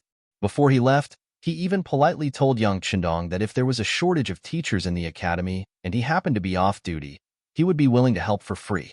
With regards to Yuan's initiative to express goodwill, young Chendong naturally smiled and agreed. However, only he knew in his heart that what he was teaching was not the flashy 4 books and 5 classics. He was teaching the way of survival. This was also a preparation for accumulating talents in the future. After everyone left, the area outside the Yang Manor became quiet again. However, young Chendong had no intention of resting at all. In his hands, he was holding the information added by the applicants and was checking them one by one. The Security Bureau was already on standby and fully cooperating. Once there was a talent that the young master had his eyes on, they would investigate him as quickly as possible and then verify the authenticity of his identity. Although young Chendong, who had made a great contribution, had taken the initiative to leave the court, he knew that his contribution was too great, so great that even the emperor had to be wary of him. Now that he had made such a big move, it was impossible for the academy not to be on guard. In fact, the Security Bureau had already found 3 secret agents of the embroidered uniform guard from the applicants. Although they were good at forging identities, in front of the extremely professional Security Bureau, they still revealed their foxtails. Not only were there secret agents of the embroidered uniform guard in the capital, but also spies sent by Zhu Qizhen of the Ying sect, and there were as many as 8 of them. In addition, there were 2 spies sent by Wala Yesin. Looking at the applicants screened by the Security Bureau, young Chendong shook his head and smiled. They really think highly of me. It seems that the young master can't keep a low profile even if he wants to. Of course, in addition to these spies, there were indeed people with good conditions among the applicants. For example, the four forms on the table. The first was Wang Si, the grandson of the Minister of Personnel, Wang Ji. He had previously been an editor of the Hanlin Academy and was a 7th-rank official. He was also one of Yang Qindong's friends from a long time ago. Later, when Zhu Qiyu had taken over, Jin Ying had once sent people to blackmail Wang Ji. Because she had received very little, she was dissatisfied and removed Wang Si from his position. Although he was later reinstated, this young master no longer cared about official matters and became a frequent guest of the immortal abode. This person had also applied for the Yang Clan Academy. When he saw his name on the table, Yang Qindong pulled him out. After some deep thought, he decided to take him as a student. Yang Qindong had his own considerations for this. His attitude toward the great Ming dynasty was to boil the frog in warm water. In order to achieve this, the prerequisite was that there was enough warm water. He viewed Wang Si as a part of the warm water, and he would be able to influence the young master and young lords. It was even possible that Wang Ji's attitude toward the great Ming dynasty would change. Yang Qindong had been very close to Wang Si for a period of time, so he had a certain understanding of this person. He was very smart and did not have the bad habits of a hedonistic young master. In addition, he was not very old. As long as he was willing to learn, he would be able to achieve great things. The second person he chose was called Feng Ku, a dispirited scholar. When he was young, because he was smart, he had become an elementary scholar early on, allowing him to see the hope of changing his family. He had immersed himself in books, unable to extricate himself. However, people like this often did not excel in anything other than studying. Feng Ku was an example of this. His learning speed was indeed very fast, but he was lacking in contact with others, so he did not have many connections with other scholars. When he was taking the high scholar examination, he was tricked by another elementary scholar. He had stuffed an unimportant note into the bottom of his shoe and brought it into the examination room. Originally, this was just a joke to tease him. However, he did not expect the result to be so dramatic. Feng Ku became an elementary scholar, but the elementary scholar who put the note failed. Out of revenge and jealousy, this person reported this matter to the imperial court. However, because things had changed, there was no way to investigate. However, because of this matter, Feng Ku was not given a position by the imperial court. He only received the status of a high scholar. In addition, his parents had passed away early, and he was not good at business. In the end, the fields in his family were sold to buy books. Now, even eating became a problem. This kind of bookworm, no matter where he went, he wouldn't be liked by anyone. However, Yang Qindong knew that this kind of person was more suitable for professional work. For example, the scientists in the future. It was because they had no desires and only had knowledge and science in their eyes that they were able to create many inventions. Accepting this person was to train Feng Ku as a seedling to be a scientist. The third person was called Chang Qianhao. He was from Jiangnan and was the son of the Chang family. Chang Qianhao's family background was very good, and his family background wasn't bad either. His appearance was distinguished and elegant, and the way he conducted himself was very smooth and sly. More importantly, this person had a good hand in calculating accounts, so much so that he was called the divine mathematician. He was chosen by Yang Qindong because he was good at arithmetic. As his business grew bigger, there was a lack of talents in this area. He was going to train this person as a future finance official. Although the Chang family was rich, Yang Qindong did not care about them. He believed that when he gave enough benefits, Chang Qianhao would know how to choose. Not to mention, he was confident that in the process of teaching him, he would completely convince this person. The last person's identity was a bit special. Not only was she a woman, she was also an armed escort. The profession of an armed escort was still very dangerous. After all, there were not so many cameras in ancient times. It was not like where the money trucks were attacked. Usually, there would be a lot of clues. It was because of the lack of information that robberies happened again and again. It also made this profession very risky. Men were not willing to take such a big risk, let alone a woman.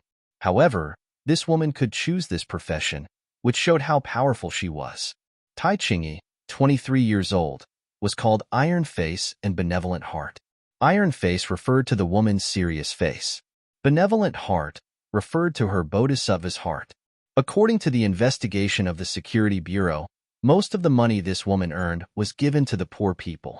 This time, the reason why she wanted to come to the Yang Academy to study was that she lost her hand in the process of delivering an escort. As an armed escort, some people could work for a lifetime, but some people could only do it once. It all depended on her to ensure that the escorts were not lost.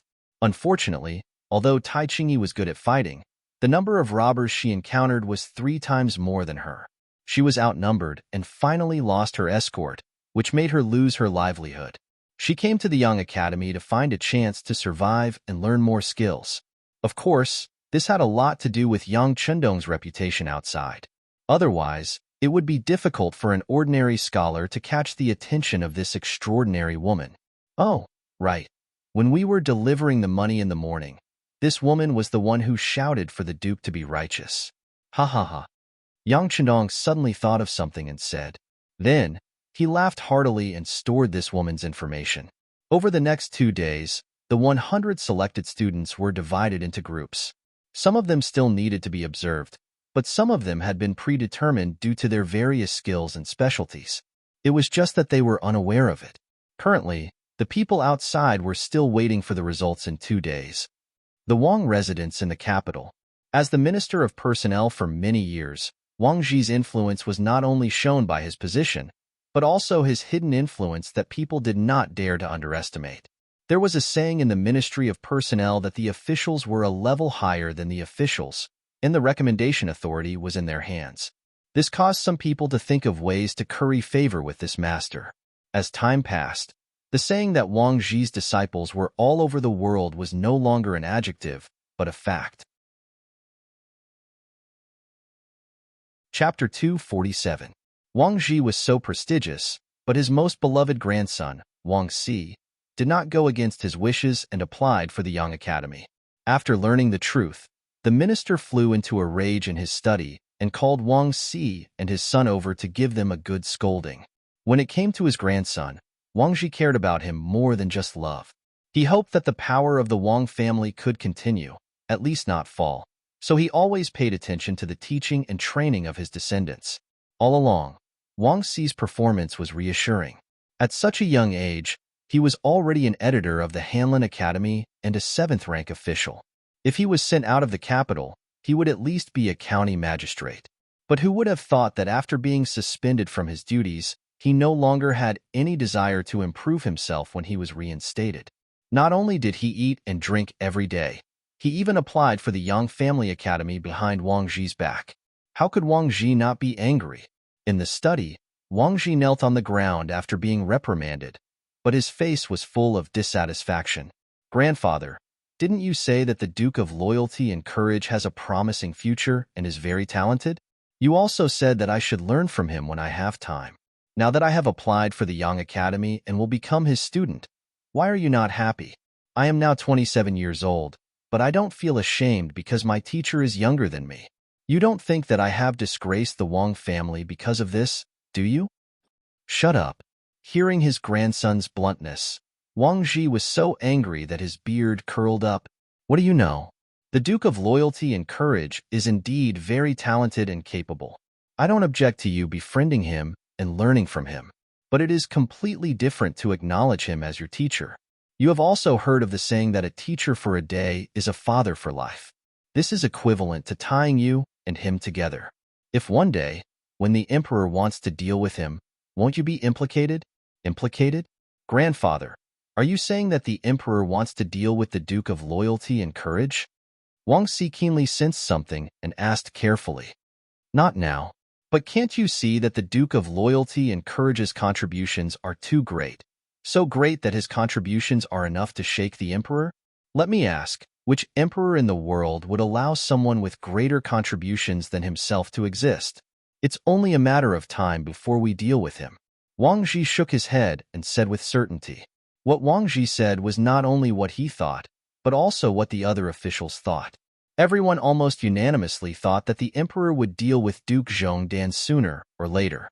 He didn't make a move now because there were still too many places that needed to be used.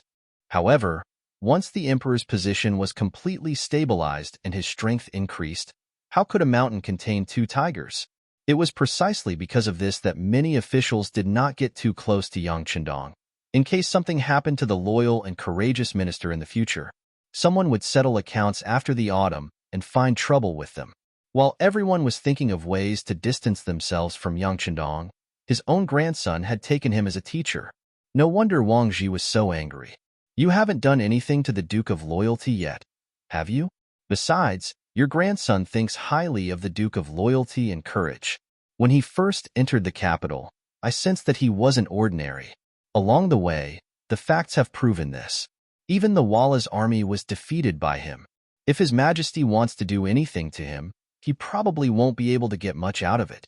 If things go wrong, he might even end up injuring himself. If that's the case, your grandson has walked the right path today, taking the initiative before others. Wang Xi didn't think much of his grandfather's words. In truth, with his intelligence, he had already analyzed the situation.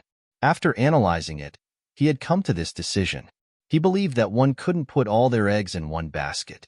Otherwise, that would be the easiest way to cause problems. Wang Xi's retort left Wang Ji speechless. Only now did he understand that it wasn't that his grandson didn't understand, but that he knew everything, which was why he had come to this decision. Seer, do you know how risky this is? Grandfather, your grandson has thought about it. But as long as your Majesty is still on the throne, the Wang clan will be fine, and your grandson will also be fine. Besides, your grandson isn't the only one taking the Duke of Loyalty as his teacher.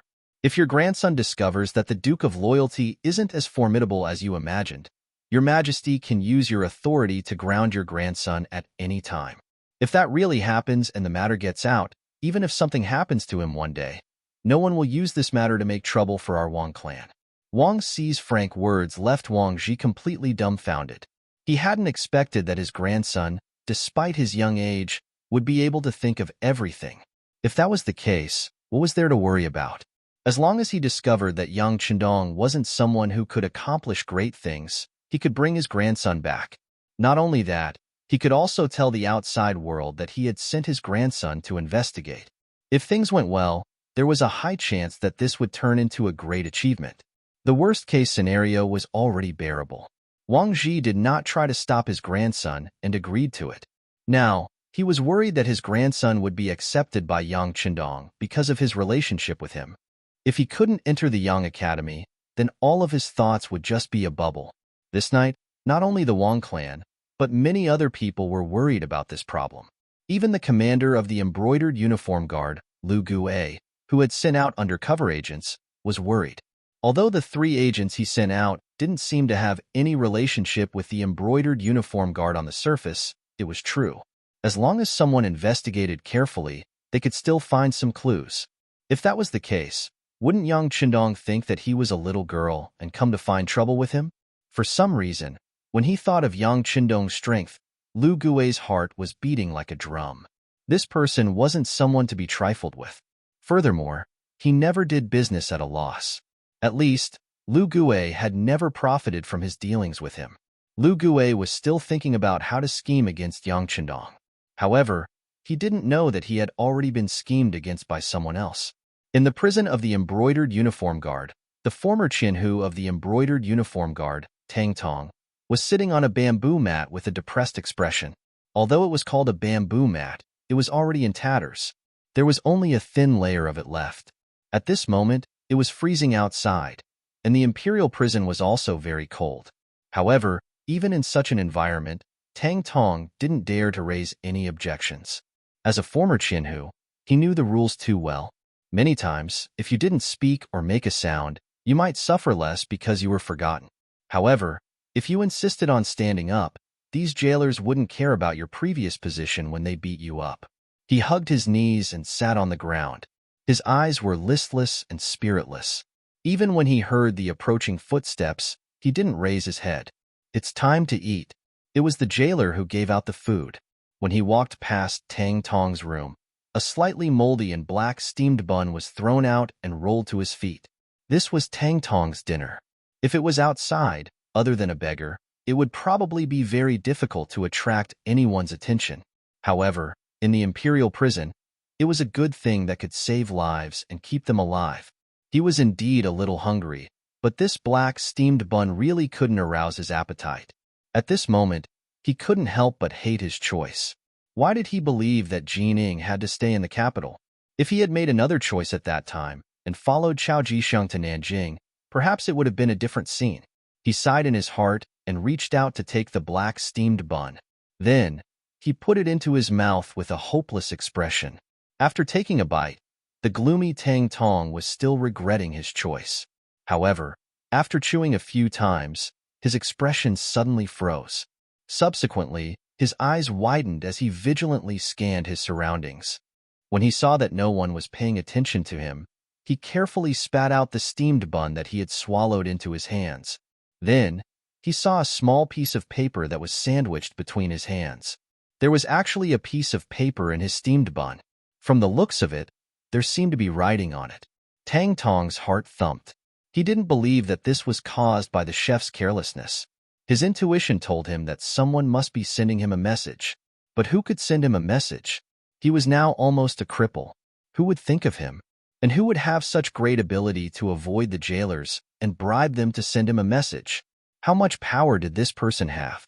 With all kinds of questions, Tang Tong carefully opened the paper in his hand. Immediately, 3 lines of small words entered his eyes. At this moment, his breathing began to quicken, and soon, his eyes were filled with tears. Duke of Loyalty, it's actually the Duke of Loyalty. Yes, only he would be willing to use silver. He also has so much silver to do whatever he wants in the imperial prison. Thinking so in his heart, he quickly digested the contents of the paper. Not long after, his face began to change greatly. Then, his expression slowly calmed down. After a while, his heartbeat calmed down and his emotions calmed down. Tang Tong put the paper back into his mouth and swallowed it. Then, he stood up and held the iron cage with both hands and shouted outside. "Come, I want to see Ji Qian. I have something important to report." Today was the day of the Yang Family Academy's enrollment.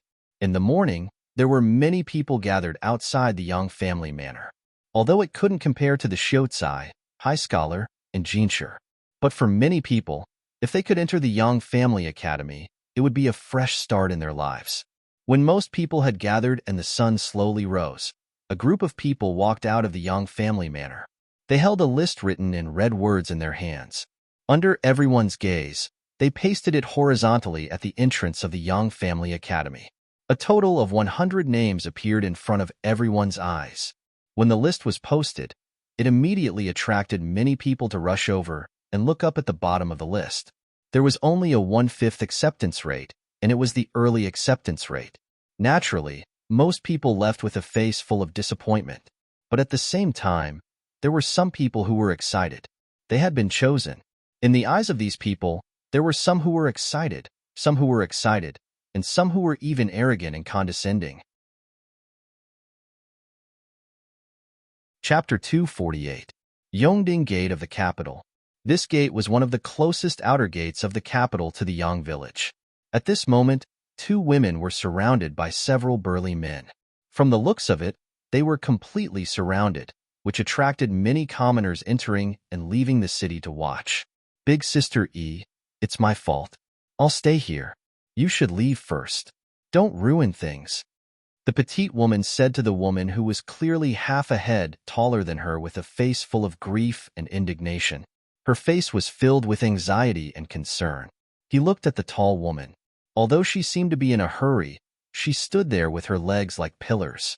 She didn't seem to have any intention of leaving. "Little Sister Ping, how can Big Sister leave you alone? Besides, didn't you persuade me as well? The Yang Clan Academy and Dong Shui won't accept a girl as a disciple. I have no hope at all. Since that's the case, what difference does it make whether I look at the list or not? On the other hand, Yu Xiong's grandfather is the current Minister of Justice, Yu Shiyue. He's a favorite of the Emperor. If I offend him, I'll be in big trouble." The woman who spoke was Tai Qingyi. She used to be an escort and was nicknamed Iron Face Benevolent Heart by the people of the Jianghu. 3 days ago, she applied to the Yang Clan Academy. The girl beside her was called Jiang Ping. She was her sworn sister of the opposite sex. The 2 of them used to be escorts together. Later, Tai Chingyi made a mistake and was fired from the escort agency. She followed her out. In desperation, she thought of applying to the Yang Clan Academy. In the Jianghu, the name of Dong Shuai was equally well known. Although they didn't have much hope, they wouldn't lose anything by giving it a try, right? Today was supposed to be the day of the announcement, so the two girls were going to the Yang Academy 15 li south of the city to take a look. However, because they were in a hurry, they weren't careful when they walked. Coincidentally, they bumped into Yu Xiong, who was riding a horse at the city gate, and almost frightened his horse. Although they were saved by the Yu family's servants, Yu Xiong was a young master and relied on his grandfather's high status and power. How could he suffer such a loss? He immediately demanded compensation from Jiang Ping. Then, when he saw that Jiang Ping and Tai Chingyi were quite pretty, he pestered them even more and refused to let them go. He even ordered his servants to surround them tightly. From the looks of it, he was clearly going to take them away and do something improper. When Tai Chingyi refused to leave, Jiang Ping became even more anxious. She was afraid that she would delay her sister's important matter. When she looked at Yu Xiong, who was riding on the horse with his head held high, she blurted out, "Young Master Yu, please let my sister go first. She has already applied for the Yang Family Academy. This time, she is going to look at the roll of pills. If she delays her important matter, can you bear the consequences?"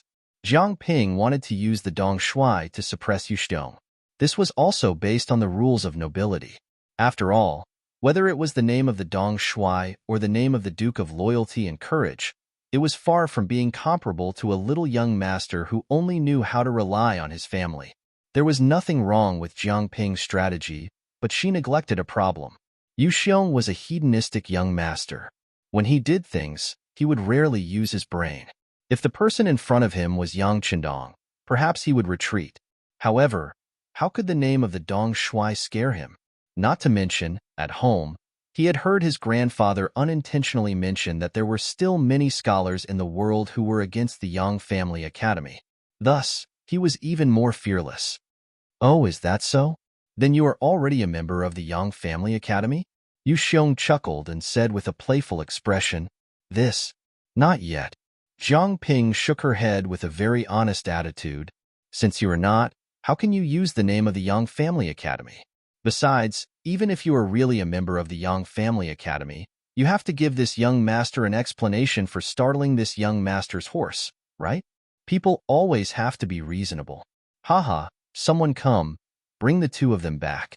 This young master wants to properly interrogate and investigate." A trace of urgency appeared on his face, showing that at this moment, Yu Xiong's brain was already filled with lust and he could not wait any longer. "What are you doing?" Seeing the numerous Yu family retainers closing in on the two of them, Tai Chingyi asked with a steely expression. She already had a premonition that something was going to happen, and with her skills, she was not very afraid. However, she was worried that if she really made a move here, in the capital, wouldn't she be committing a crime? If that was the case, there would be no place for her in this vast world. "What are we doing? Bring you back." The surrounding Yu family servants, seeing that their young master had given the order, how could they still be polite? Each of them laughed sinisterly and began to walk closer with large strides. These people had been following Yu Xiong for a few years and were very clear about their young master's temperament. Since these two women had been bumped into, they would definitely not be able to escape from the devil's claws. Moreover, not long after, when he was tired of playing with them, he would reward them. Looking at the two of them, the servants could not help but have a good time. 7 to 8 servants surrounded them in a circle. Seeing that they were getting closer and closer, Tai Chingyi had no choice but to clench her fists in order to protect herself. From the looks of it, it was obvious that a fight was going to break out at any moment. As for what would happen after a fight, it would be a matter of taking one step at a time. The surrounding commoners, seeing that a fight was about to break out, were all worried for the two women. However, their words carried little weight, so they did not dare to act rashly. Otherwise, not only would they not be able to save the two women, they might even get themselves into trouble. However, even if some people were afraid, there were still some who were not. Seeing that the burly servants were about to surround the two women and capture them like eagles catching chicks, A shout came from outside the crowd. "Stop!" As the voice fell, it attracted the attention of the commoners in the crowd. Then, a man dressed in brocade strode over under the protection of two servants. As he walked, the middle-aged man said with a face full of anger, "In broad daylight, the world is clear and bright, and in the capital, what are you people trying to do? Even if you have broken the law, the Yamen will judge. It's not up to you to privately punish, is it?" The man's face was full of righteousness, and his words were reasonable. The servants actually forgot to take action and looked at each other. They were clearly shocked by the man's imposing manner. "Who are you?" Yu Xiong said with an unhappy expression. Just as the prey was about to fall into his hands, a troublemaker suddenly appeared. No one would be in a good mood. "And who are you?"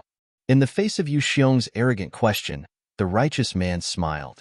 His name, Yang Yang, had spread throughout the capital, and there weren't many people who didn't know his name. It was no wonder he had a playful smile on his face when he ran into a hothead who didn't know his identity. As Yang Qindong's fourth brother, his influence had recently flourished. Anyone who knew his identity, which one of them didn't give him enough face? He had face in front of outsiders, and he could enter and leave the immortal abode whenever he wanted.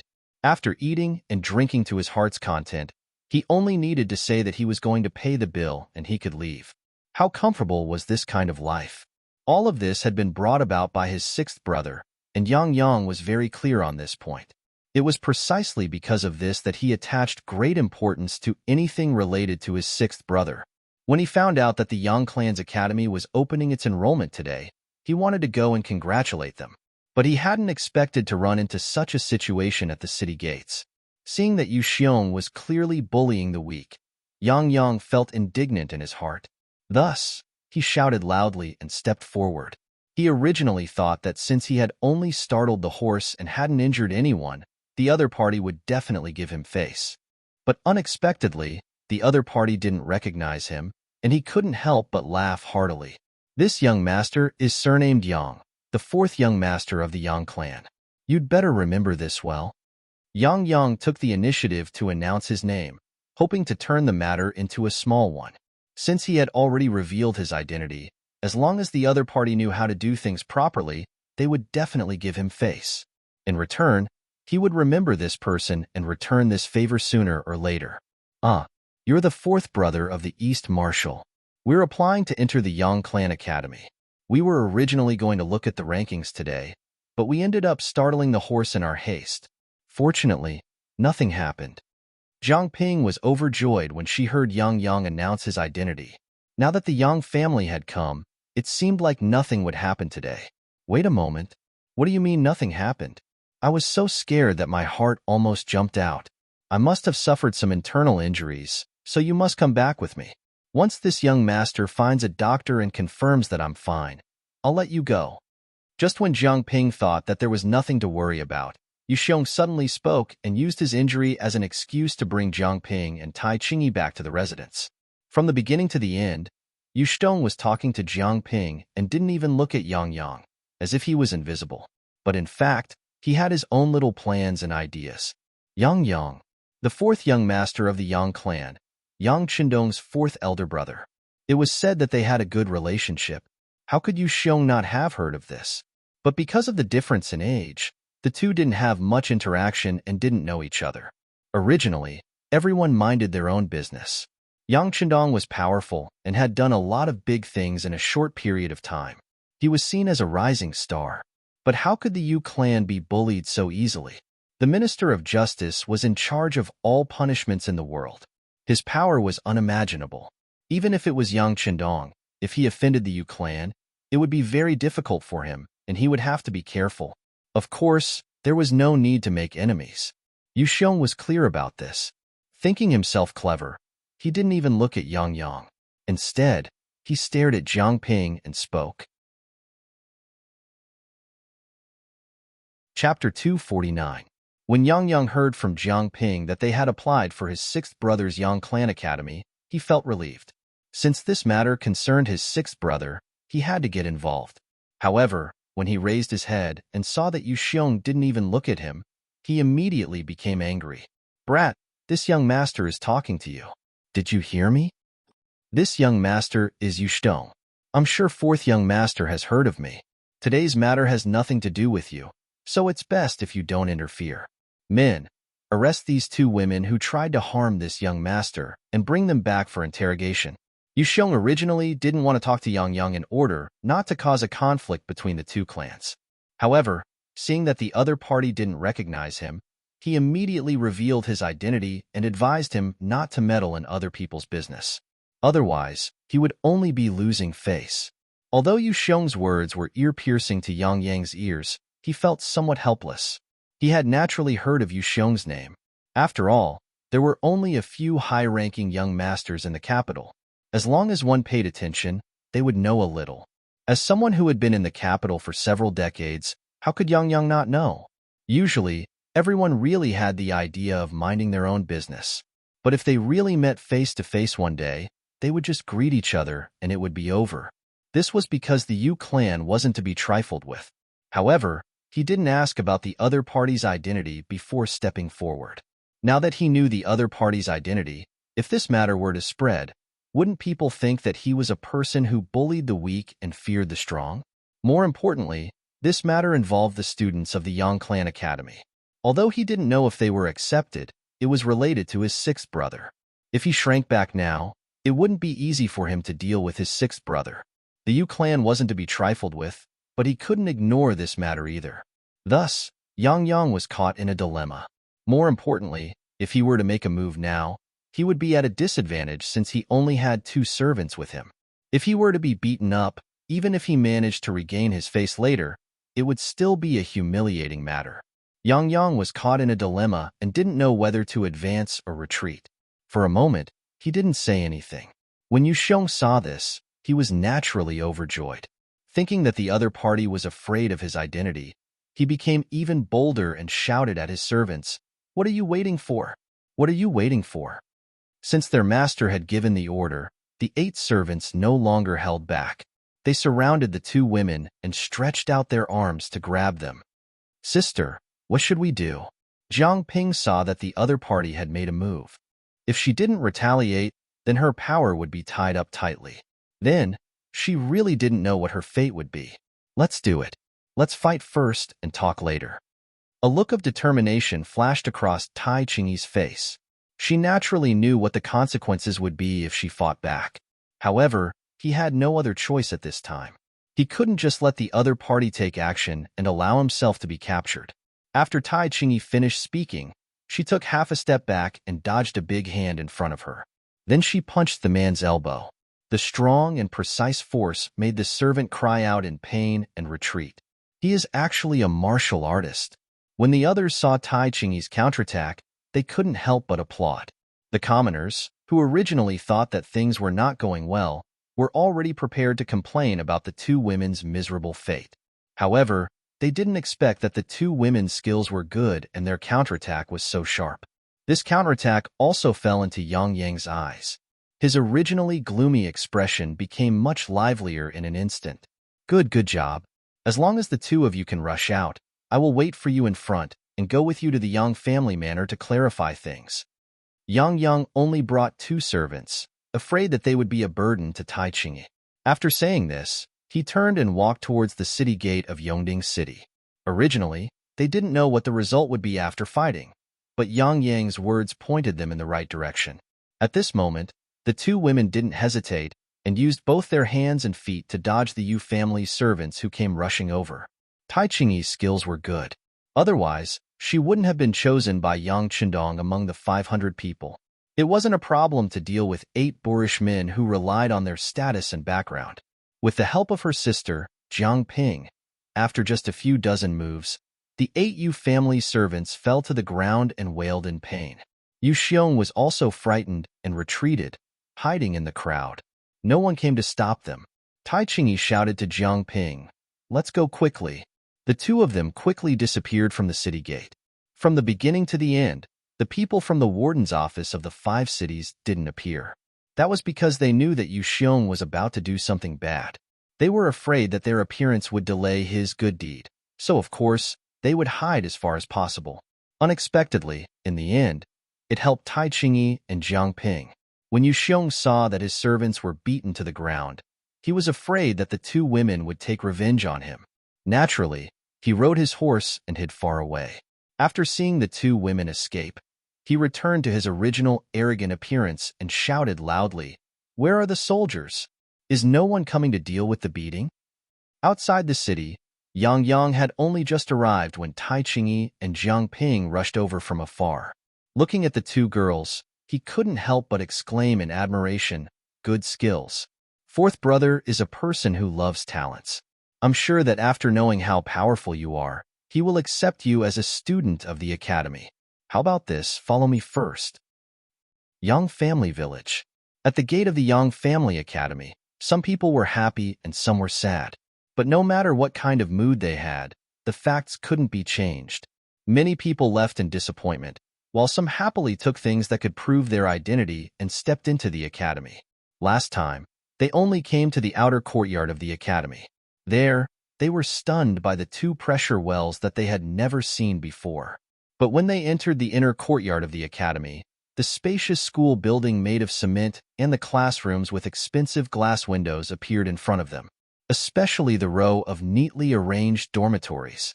It was said that they were specially prepared for students. There was even a canteen for eating, a laundry room for washing clothes, and some cold fitness equipment that they had never seen before. But at this moment, they felt so warm and considerate.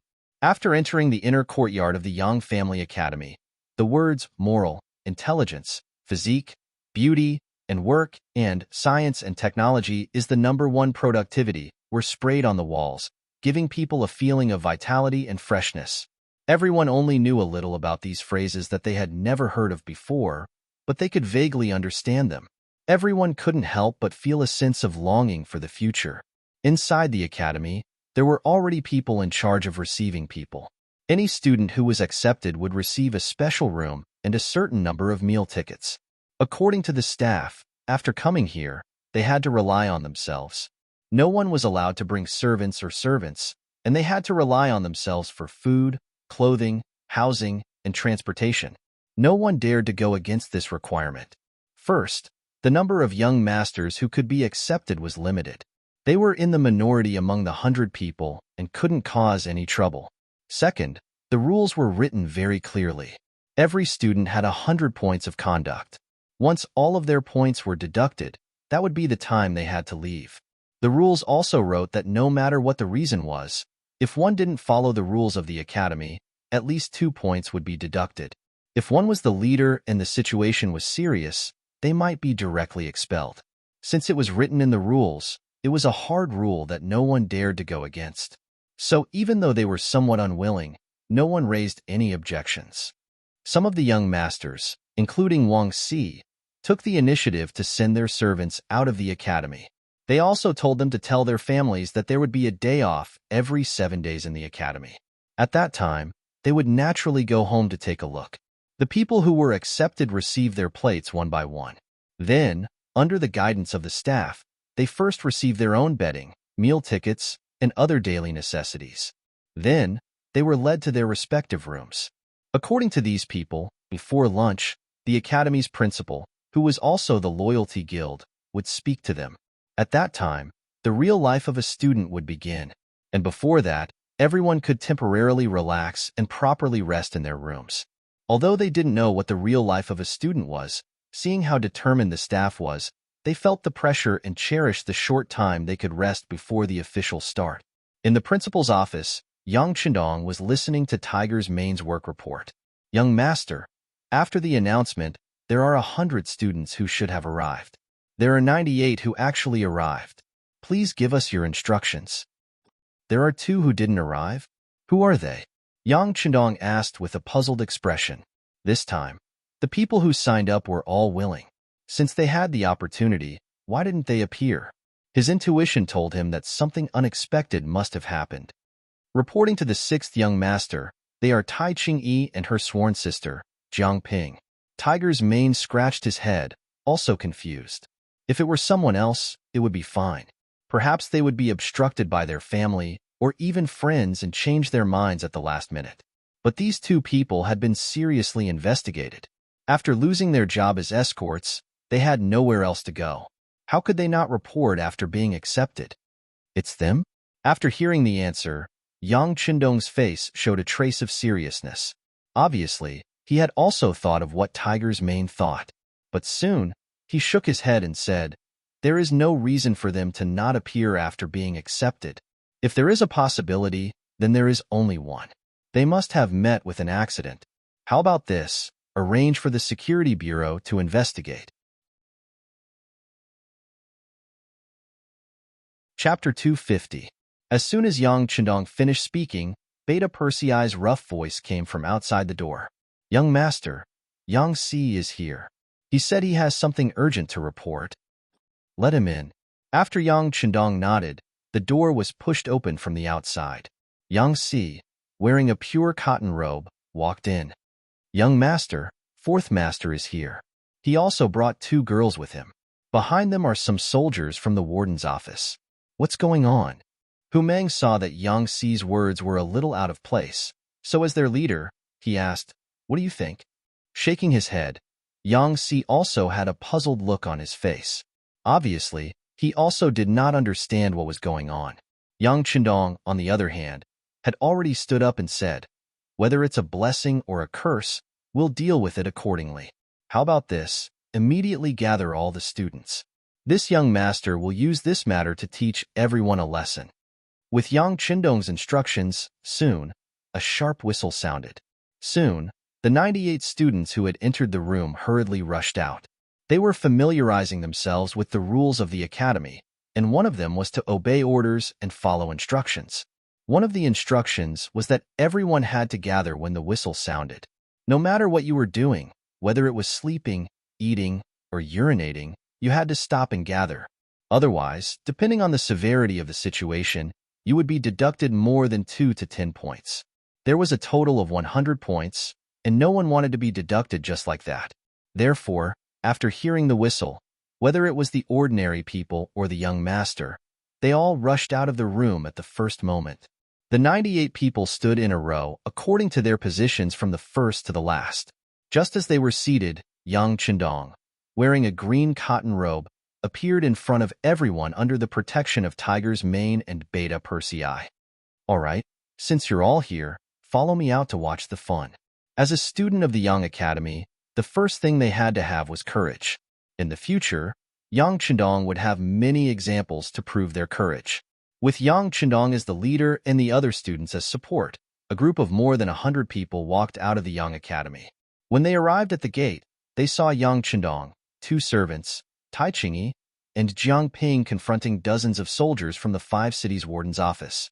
As soon as the group of more than 100 people walked out, they attracted the attention of these 2 groups. When he saw that the leader was the Duke of Loyalty, Yang Qindong, Yang Yang's originally tense face relaxed a lot. 6th brother, I'm here. 4th brother. Seeing Yang Yang waving his hand at him, Yang Qindong, who originally had a confident face, had a hint of warmth in his eyes. Those who knew him knew that he would only show such a kind look to his family and the people he cared about. 6th brother, I'm afraid I've caused you trouble this time. Yang Qindong's eyes flashed with self-blame as he watched Yang Qindong walk closer and closer. 4th brother, you don't have to say that. You and I are brothers. Your business is naturally my business. What's going on? Yang Qindong said as he casually glanced at the soldiers of the 5 cities warden's office.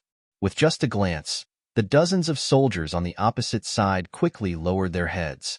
After the 2 consecutive defeats against Tile, there was no one who didn't know about Yang Qindong. There was no one who didn't know about the military god. It was because of the war god's existence that not only did they not suffer any casualties, but they also made a lot of military achievements and gained a lot of benefits. Some of the soldiers' living conditions improved by more than a level, and all of this was thanks to Yang Qindong. For this reason, many soldiers' families also quietly set up a longevity memorial arch for Yang Qindong in order to express their gratitude in their hearts. But now, they wanted to cause trouble for him. It was no wonder these people didn't dare to look Yang Qindong in the eye.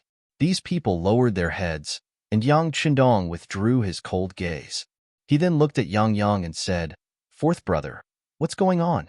Why are they following you? Sai, let the 2 of them explain. Yang Yang didn't know how to explain it, so he left it to Long Qingyi and Jiang Ping. Yang Chendong had already noticed the two of them, but the difference in status was too great, so he didn't say anything. Now that his fourth brother pointed out the two of them, he used the momentum to look at them and said with an encouraging gaze, "Speak. What's going on?" "Greetings, Dong Shuai." Tai Qingyi and Jiang Ping were excited to see their idol standing in front of them, so they bowed and greeted him. Then, Jiang Ping, who was more eloquent, explained the whole sequence of events to him. When Tiger's Mane heard that the matter involved Yu Xiong, the grandson of the Minister of Justice, Yu Shiyue, he signaled to one of his subordinates behind him, and the subordinate quickly disappeared. Soon, a note was brought over, and Tiger's Mane handed it to Yang Chendong. The note recorded some things about Yu Xiong, but because he wasn't a big shot, the record wasn't very detailed. There were only a few words. Yu Xiong, the third of the brothers. Characteristics.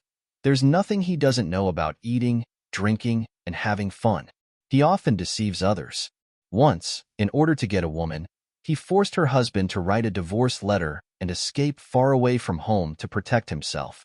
When he saw this, Yang Chendong's eyes flashed with coldness. Tell everyone to find the person. Understood, Tiger's Mane had enough chemistry with Yang Chendong, so he naturally knew who he was referring to. At this moment, Jiang Ping also explained the cause and effect of the matter. Then, she and Tai Qingyi looked at Yang Chendong. Although they didn't say anything, they knew very well that if Dong Shuai didn't care about them, they would be taken away by the 5 cities warden's office for punishment. In fact, it wasn't just Tai Qingyi. Fourth brother Yang Chendong and the 98 new students of the Yang Academy were all looking at Yang Chendong, the dean of their academy. When Jiang Ping explained the cause and effect of the matter, they heard everything clearly, so they were naturally angry at Yu Xiong's actions. He just accidentally startled the horse and didn't cause any harm. Either he compensate you with some silver, or he apologize in front of everyone and admit his mistake. Why did he have to take people away and do such a beastly thing? This was really going too far. Especially some of the students who were originally from poor families, they had encountered such things in the past. Through this matter, it was as if he had seen himself in the past. Naturally, he felt like he had a common enemy. Sensing the rising anger around him, Yang Chendong calmly turned around and looked at everyone, including Tai Qingyi and the other 2 women. He said, "I originally planned to gather everyone for a talk before lunch. Since there is such an opportunity, I will tell you in advance." The matter involved the Yang Academy, so all the students naturally put up their earphones. This was the first time they heard the dean speak, so of course they were very careful. Seeing that everyone was so serious, Yang Chendong nodded with satisfaction. He appreciated such an attitude. Since that was the case, he wouldn't be stingy with his words. Very good. Since everyone is able to enter the Yang Family Academy, it proves that everyone has a kind of fate. Although I can't guarantee that everyone will become the first batch of students of the academy, I will teach you with all my heart as long as you are here. The first lesson I will teach you today is the word righteousness. What is righteousness? It refers to the atmosphere of righteousness and spreading positive energy. Righteousness is a type of positive energy that is reflected in the righteousness of people. Righteousness is to walk the right path. It is to be filled with positive, righteous, and righteous atmosphere. With a powerful voice, Yang Chendong continued, "People who live between heaven and earth must be indomitable and have righteousness in their bodies. Only then, no matter what situation you are in, can you hold your head high and be respected by others. As long as you have righteousness in your heart, you can do things with a clear conscience. Only then can you face any difficulties and problems and solve them." Today, Tai Qingyi and Jiang Ping only walked a little too fast because they were anxious and didn't hurt anyone. This was originally a trivial matter, but some people always thought that they were a cut above others, always thinking that they could do whatever they wanted. Thus, they took the opportunity to create trouble, wanting to use extreme means to achieve extreme goals. This is the embodiment of not having righteousness. At the same time, it is also because there are too few people with righteousness that these people can survive and do whatever they want on the streets. I don't know if everyone has thought about it, but if everyone has righteousness in their hearts and can stand up to criticize Yu Xiong, what kind of scene would that be?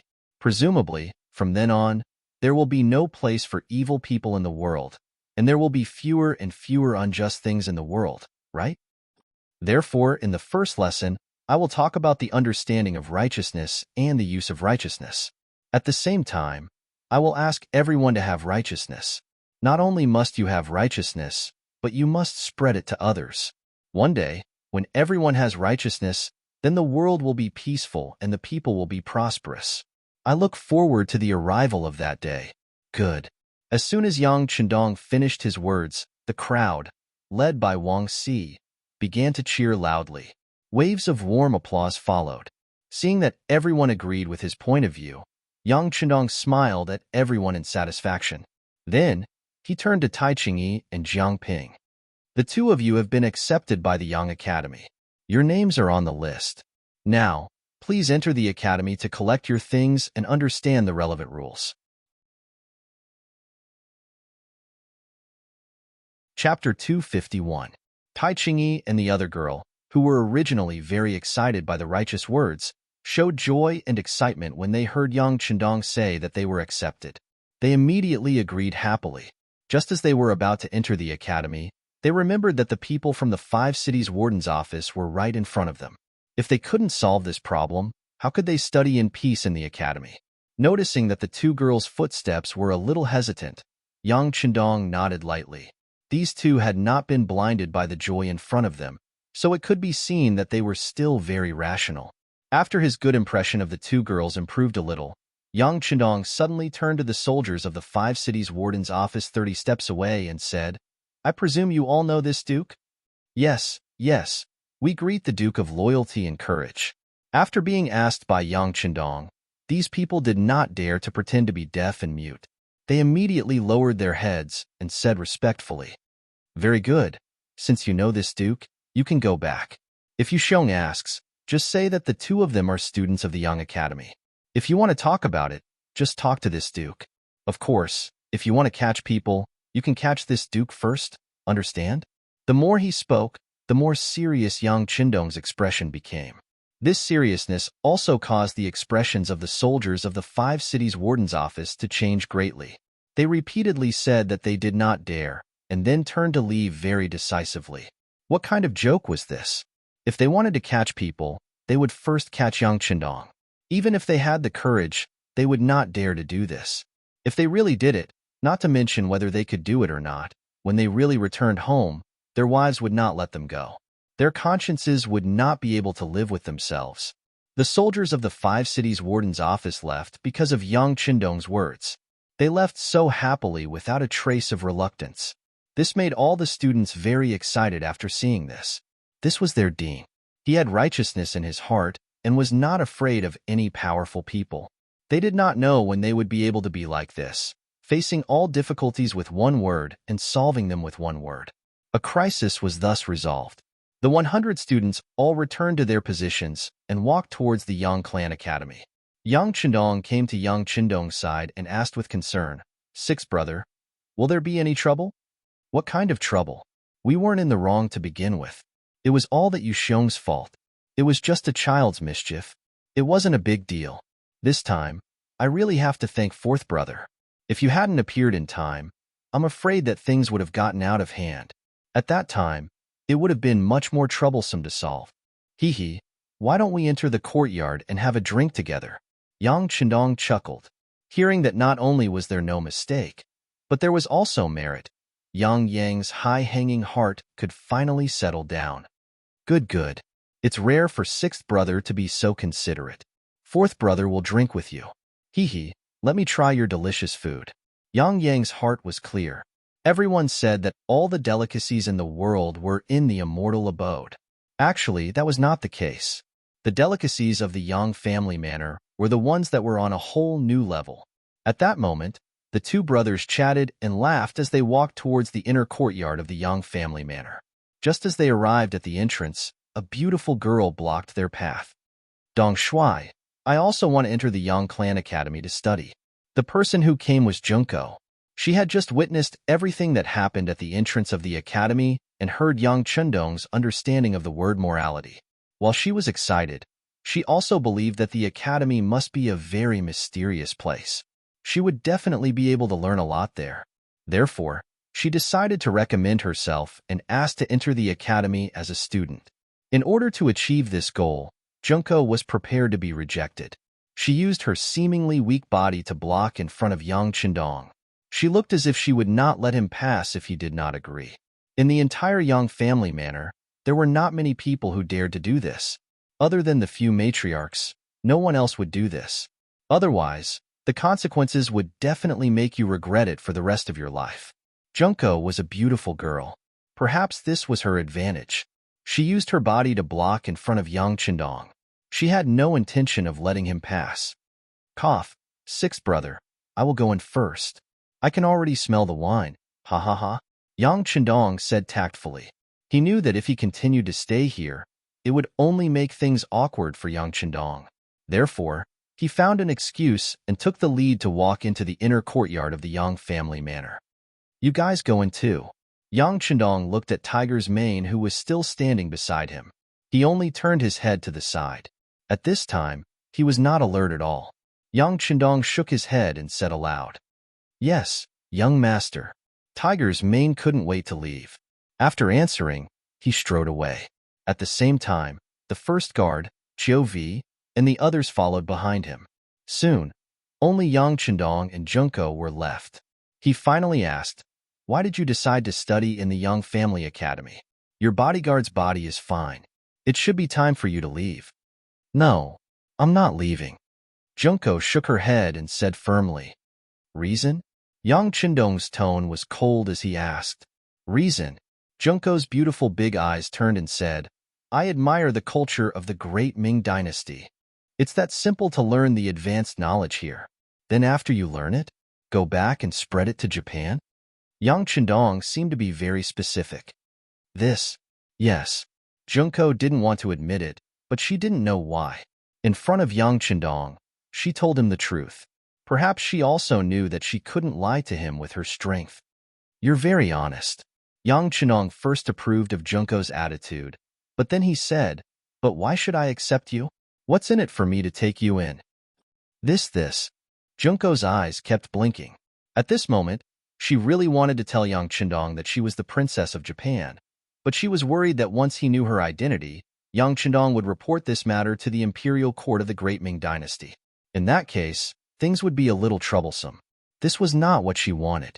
If she couldn't use her identity to pressure him, then she could only use money. Junko said, I can give you a lot of gold and silver. Give me a number.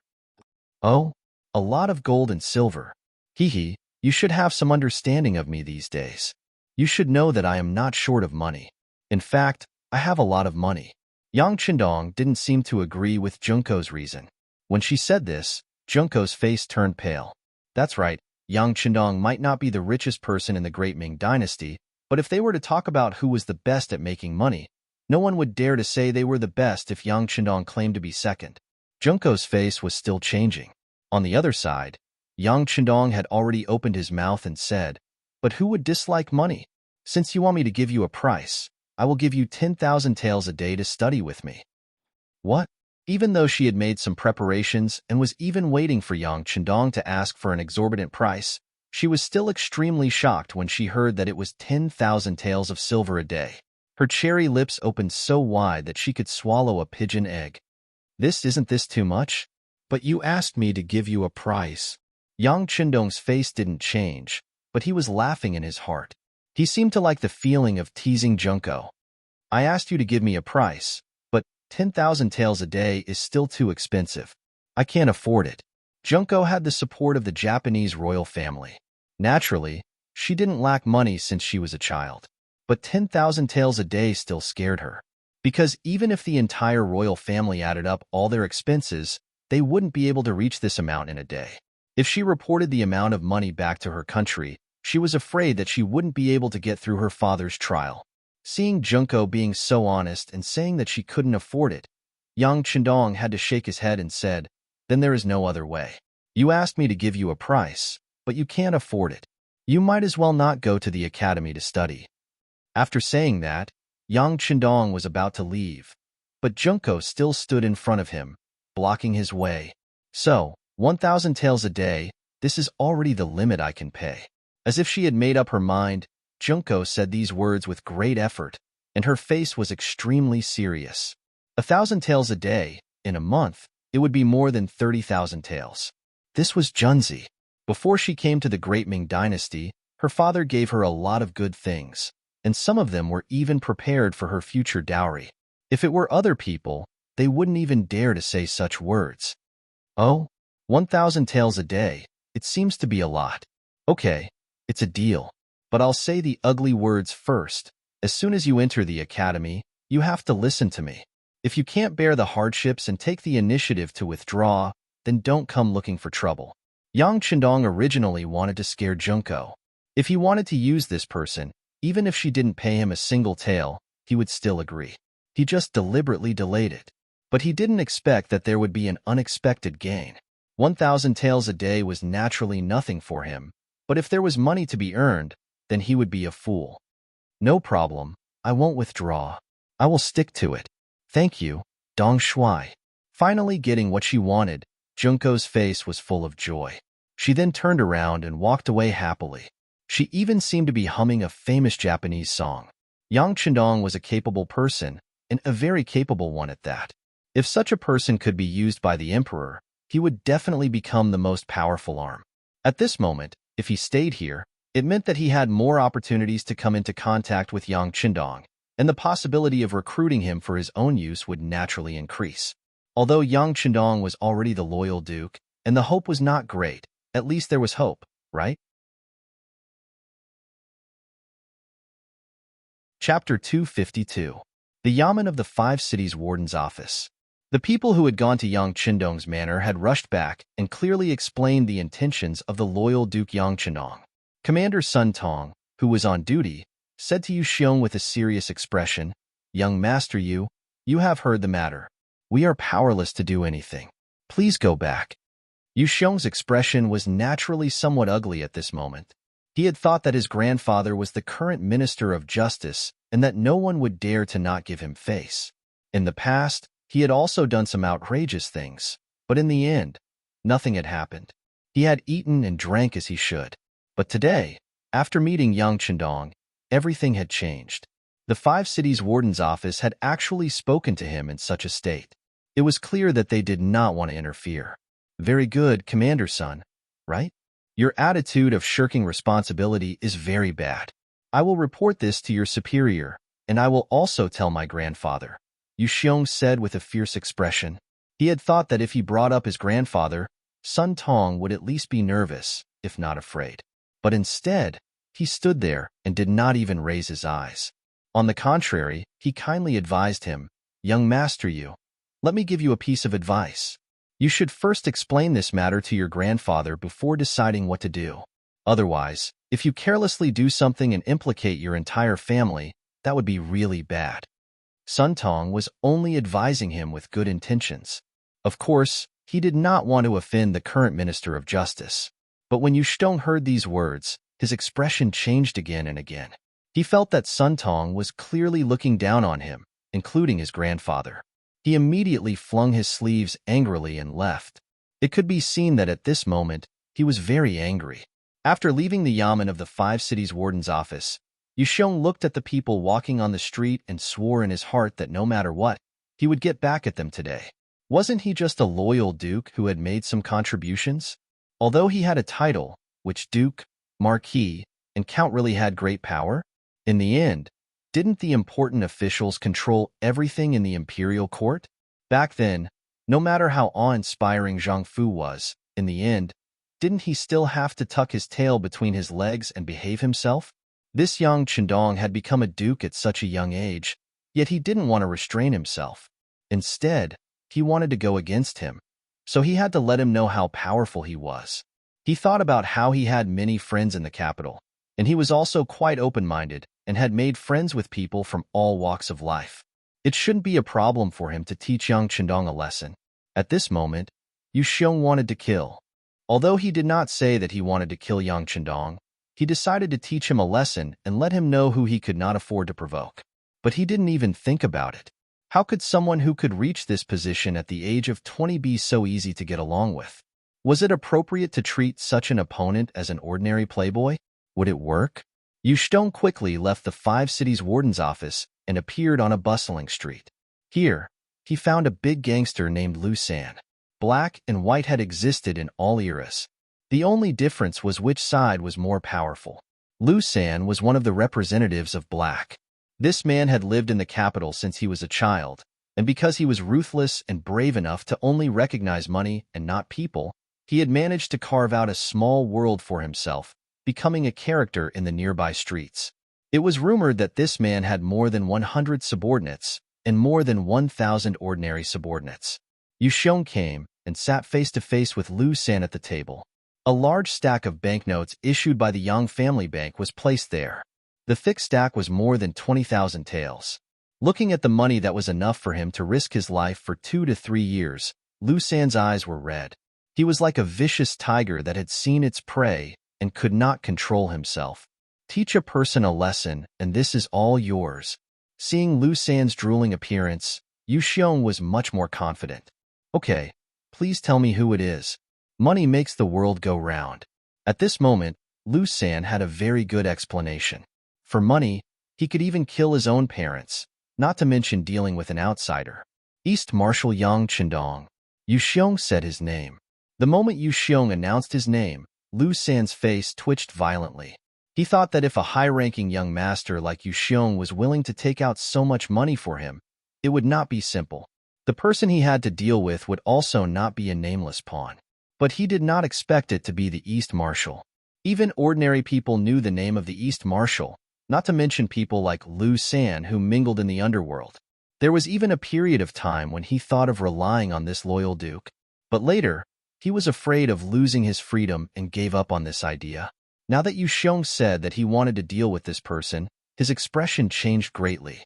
But when he saw the banknotes on the table, he made a decision. As the saying goes, how can one catch a tiger cub without entering the tiger's den? If he wanted to earn money, he had to take risks, especially for people like him who were in the underworld. Young Master Yu, the East Marshal hides in the Yang clan manor every day. It won't be easy to deal with him. From what I know, even the embroidered uniform guards were unable to gain anything from the Yang clan manor. I'm afraid that you don't have to deal with Yang Chendong. You can deal with the people important to him as well. You just have to teach him a lesson. Yu Xiong had thought about it a long time ago. The success rate of causing trouble for the Yang clan manor was too low. Even 20,000 silver wouldn't be enough. It was better to deal with the people close to him, such as the managers of the Immortal Abode, Realm Beyond Heaven, and the Yang clan bank. Because of their work, they had to appear in the capital every day. It should be easy to cause trouble for them. All right, it's a deal. Lu San was relieved when he heard that he didn't have to deal with Yang Chendong, but the people close to him as well. If that was the case, there would be too many people to deal with, and the money would be even easier to get. Yu Xiong left. After leaving behind the money, he confidently left. Lu San called over a few of his trusted aides and told them about the deal he had just received. When his trusted aides heard that they wanted to deal with the East Marshal, they became rather nervous. It was clear that they had heard of this man before. But when they heard Lu San say that Yu Xiong was willing to take out 20,000 taels of silver, they immediately threw the danger to the back of their minds. These people were originally people who had their heads on their belts. As long as they were given enough money, other than the current emperor, they would dare to make a move on anyone. With the money to pave the way, they quickly reached an agreement. After much deliberation, they decided to target one of the managers of the Immortal Abode, Madame Shui. Madame Shui was Yang Chendong's third wife, and her status was not low. If something happened to her, Yang Chendong would definitely be heartbroken. If they could persuade her, they would have completed the mission Yu Xiong had set for them. Of course, there was an even more important reason for choosing this person. This person's beauty had made their hearts itch for a long time. If they could capture this person and satisfy their own needs, wouldn't that be killing two birds with one stone? As for how Yang Chendong would deal with them after they succeeded, if worst came to worst, they would just take the money and leave the capital. This wasn't the first time they had done something like this. Moreover, the true mastermind behind the scenes was Yu Xiong. Even if he wanted to make a move, the East Marshal should be dealing with this person. Why would he care about small fries like them? Lu San, who didn't understand young Qindong's temperament, believed himself to be a pile of dung, filthy and stinky. People like them, as long as they had some status, wouldn't have too many interactions with them. If something really happened, they would just be chased down by some officials on the surface. They had plenty of ways to deal with soldiers to ensure their own safety. Just like in the past, they had also done things to target nobles, but hadn't they still managed to survive until now? Treating young Qindong as an ordinary aristocrat was a mistake that Lu San and the others made in their understanding. What they didn't know was that there were some things that couldn't be done, or even thought about. Otherwise, the consequences would be far beyond what they could bear. Now that they had a common understanding, they began to make preparations. First, they would familiarize themselves with Madame Snow's route, and then they would find a suitable opportunity to strike. As Yang Qindong's third wife, Madame Snow was currently very busy. She was born as a singer, and she had a good singing voice, so she was like a fish in water in the immortal abode. Moreover, the world had been peaceful recently, and the immortal abode had flourished once more. It had reached a level of prosperity that was hard to come by. The play she and Madame Xiang had written about the war between the war god and the Walla had become even more popular. This success in her career only made Madame Snow love Yang Qindong even more. She would never forget who had given her all of this. For this reason, no matter how busy she was, she would always make a trip back to the Yang clan manor every 3 days just to see her beloved. It was yet another busy day. From the time the immortal abode opened in the morning until nightfall, there were no empty seats. Madame Snow also busied herself for the better part of the day. After dinner, she left everything to Madame Xiang. The two of them had long since reached an agreement that unless there was something important, they would return to the Yang clan manor in batches to spend the night. After explaining everything, Madame Snow entered a soft sedan chair. As soon as she entered, she was overcome by fatigue, and before she knew it, she had fallen asleep. The 4 people carrying the sedan chair were all Long Feng. This was the result of Yang Qindong's cautious personality. Even though the world was at peace, and the Walla had not only retreated, but had also begun to trade with the great Ming, Daizong was also busy training the new army. It seemed like no one would do anything to him, but Yang Qindong was still very protective of his wives. He was well aware that there were some things that he couldn't afford to make a mistake, because a single mistake would leave him with lifelong regret. Chapter 253. There were 4 cold-edged soldiers carrying the palanquin, as well as 6 more to the left and right. This was an entire squad of cold-edged soldiers. Unless 40 to 50 enemies suddenly appeared, their safety was guaranteed. Squad Captain Cheng Qian. He was grateful that the 6th young master had entrusted the task of protecting the 3rd madam to him. This was a form of trust. There were many squad captains in the Cold Edge, but he had been given this assignment. How could he not do his best? Cheng Qian even had a feeling that as long as he did his job well, his future would be limitless. He would be able to lead even more soldiers and win even more battles. This was one of his lifelong wishes. The 3rd madam boarded the palanquin. Cheng Qian said, "Rise." The palanquin lifted off the ground, and the squad of 10 left the immortal abode, slowly making their way toward the Yongding Gate. The moment they left the busiest street of the capital, one of the cold-edged soldiers sensed something and whispered to Cheng Qian, "Squad captain, behind us." Cheng Qian raised his right hand slightly. It was just a simple movement, but Cheng Qian used sign language to tell the soldier that he knew that someone was following him. Given the strength of the cold-edged soldiers, they had sensed that they were being watched not long after leaving the immortal abode. But the other party's methods weren't bad, so they couldn't be sure who was following them. How many were there? Only then did they carefully observe their surroundings. Now that they were on a slightly quieter street, this feeling only grew stronger. There wasn't much time left until the curfew, so the number of people on the street was dwindling. This made it difficult for the people following them to hide themselves perfectly. Cheng Qian sensed it. When he raised his right hand, he saw that besides the 4 soldiers carrying the palanquin, the other 5 soldiers were silently inspecting their weapons and equipment. Although he didn't know who these people were, they were still in the dark. But for the sake of safety, it was never wrong to make preparations in advance. As the squad captain and commander, Cheng Qian had already taken out the 95 style saber wrapped in cloth and removed the safety pin. He also took out the night vision goggles from his satchel and put them on. Not all cold fronts were equipped with such equipment. However, Chang Qian's squad was tasked with protecting the third madam. Due to the special nature of their mission, they were able to enjoy such treatment. As a result, they had a pair of extremely bright eyes in the dark, allowing them to see everything around them very clearly. It was precisely because they could see everything clearly that those who were following them in the dark had nowhere to hide. When he noticed that there were 4 or 5 people following him, Chang Qian's breathing quickened and his heartbeat quickened. He couldn't tell if he was excited or worried. They were excited because there was a battle to fight. Their hands had been itching for a while. Now that someone had delivered themselves to their doorstep, of course they would go on a killing spree. What he was worried about was that the third madam was in the sedan. If she lost even a strand of hair, he was afraid that it would be his fault. At that time, he would not have the face to face the 6th young master, and all his future would end today. Regardless of whether he was excited or nervous, after taking a few deep breaths, Chang Qian calmed his racing heartbeat and tried his best to maintain his best condition. At this moment, not only Chang Qian, but even the soldiers under his command were quickly making adjustments. During a great battle, one's state of mind determined their success or failure. The more relaxed they were, the more they could unleash their strength to their normal level, or even to the extreme. This was proven during their training when they joined the cold front. While Chang Qian and the 5 soldiers were making preparations before the battle, the 4 cold front members carrying the sedan were also searching for a safe spot. The so-called safe spot was the best place to ensure the third madam's safety. For such a place, it was best to be in a corner. The more hidden it was, the better it was. Generally, a blind spot could reduce the number of points of attack.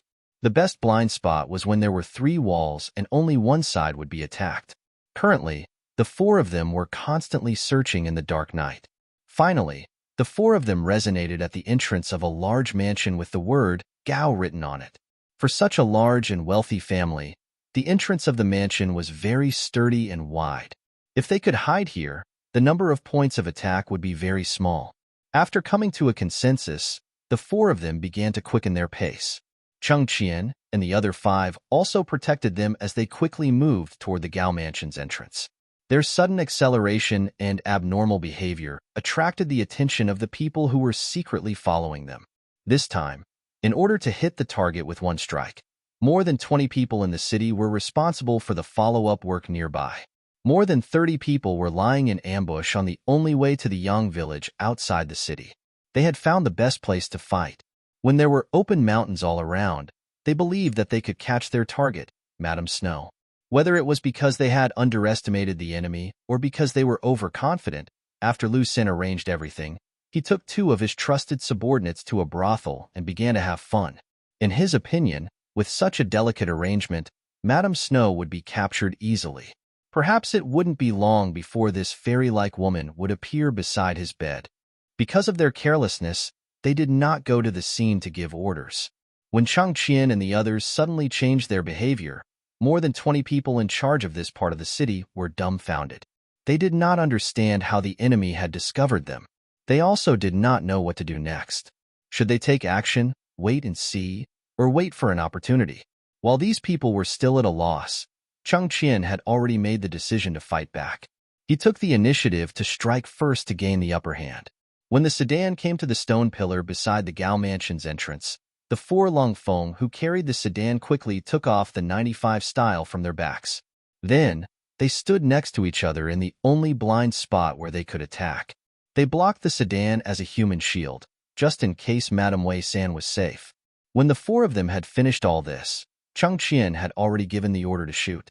However, the first shot was not aimed at the enemy, but at the lanterns hanging high in the street. Bang! In such a quiet night, the gunshot was so clear and soul-shaking. With one shot, a lantern hanging high in the sky fell to the ground, making the place dark. Bang, bang, bang. Gunshots rang out one after another. One after another, lanterns fell from the sky, causing the street that was originally visible to the naked eye to suddenly plunge into darkness. It really made people feel like they could not even see their own fingers in front of them. Under the gunshots, the sparse crowd on the street was immediately agitated. They covered their ears and ran around like headless flies, trying to relieve the fear and dread in their hearts. In contrast, the assassins who were prepared to follow them did not run around in all directions. However, the sudden darkness still stunned them and caught them off guard.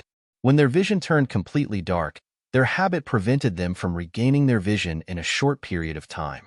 The only thing they could do was to stay put and wait for their retina to recover from the situation in front of them. However, it was at this moment that Changqian and the others made their move. With the help of the advanced night vision goggles, they immediately locked onto the people who were following them. Then, they slowed down their breathing and exhaled slowly. After testing the direction of the wind, they focused their eyes and placed the index finger of their right hand on the trigger. Then, they gently moved it.